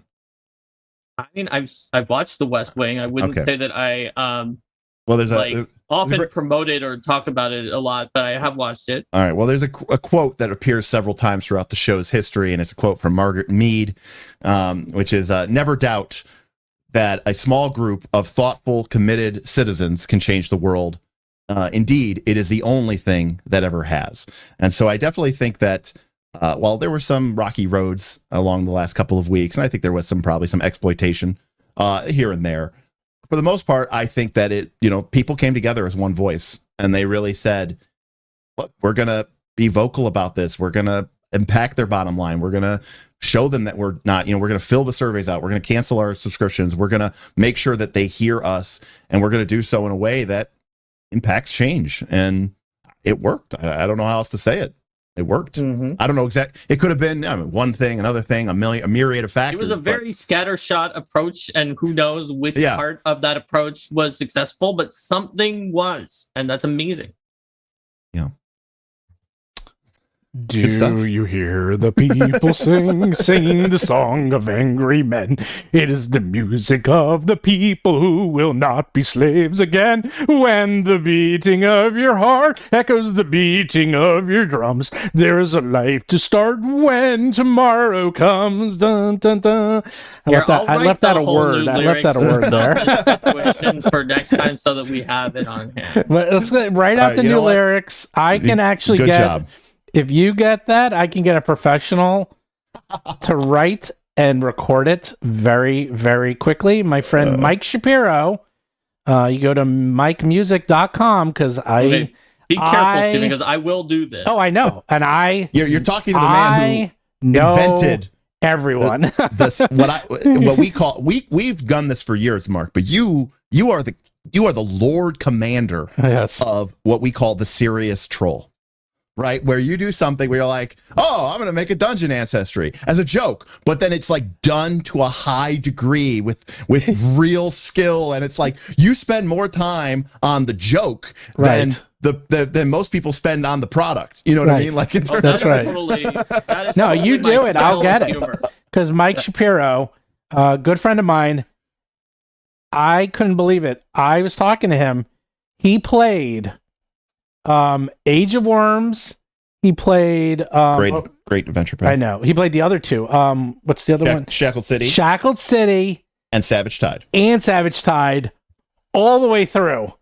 I couldn't believe it. I actually had him chat with Eric Mona because I was like, dude, this guy played all three of your adventures from level 1 to 20. And then he did Rise of the Rune Lords, and he said never again. No. I couldn't believe it. I was shocked. He lives in LA. He's a professional composer. You can look him up. He does really cool musicals. He writes his own musicals, and I've known him since college. He actually lived right next door to me, and he will do it like that. I can have him write it and do it. I know a lot of musical people. So well, then I'll do it. Yeah. So we made it Or we go to through. fiber. There you go. Thanks for joining us, everyone. I hope that you got some useful information out of this. I hope you feel vindicated that we made it this far, because before, when they put out one point, they put out a thing being like, oh, they won, but so did we, before anyone had actually won. But now, really, this is a huge victory. There's more to come, but this is a huge victory. So Yeah, I mean, it's definitely a step in the right direction. Again, I, for one, I hope that this does better, more harm than good. I know a lot of people say, oh, the damage is done. The damage is done. Look, I'm a cynic. You know that. But, when it comes to things like this, rather than it's done, there's no use crying over spilled milk. And we can either, try to grow from this, or we could try to just keep picking on everything until we, just destroy whatever sort of unity and goodwill that we may have been able to generate from this. So I am uncharacteristically optimistic about the change of events. I'm stunning. I mean, I think I've been able to call everything, but I finally got one wrong, and I'm happy that this was the one I got wrong completely. I never thought in a billion years that they would reverse the OGL decision, let alone go Creative Commons with all of SRD 1.5, which is stunning that they did both at the same time. Yeah, but it's not over yet. This is a huge, monstrous, gargantuan win. But we're not done. Keep that in mind. So stay vigilant. We still got to see the OGL. Looks like they're going to probably release it sooner than later. Because originally they were going to go to like mid-February and then maybe release it at the mid to end of February. I think they need to get the story buried as quickly as possible, because they're probably starting the big I talked about this, the big promotion train of the movie, and that comes out in 8 weeks, and Right. They got to get going, and they can't have this hanging over them throughout all of February. So I have a feeling they were going to, start this pretty quick and get the new OGL out and just put this all behind them I'd say by next week. It sounds like they're just going to get rid of this and just say, here it is, we're done. It gives you everything you need. Please, can we move on? Because they just need to move on. So that's right. Awesome. All so right. cautious optimism. Shall we say goodbye for now and let Derek get ready for his game and Linda get ready for a stream? And Steven will have to tell me about the store things that he said he'll tell me after the stream. Yes, I'll tell you shortly. Okay. All right. Well, bye, everybody. see you, everyone. Goodbye.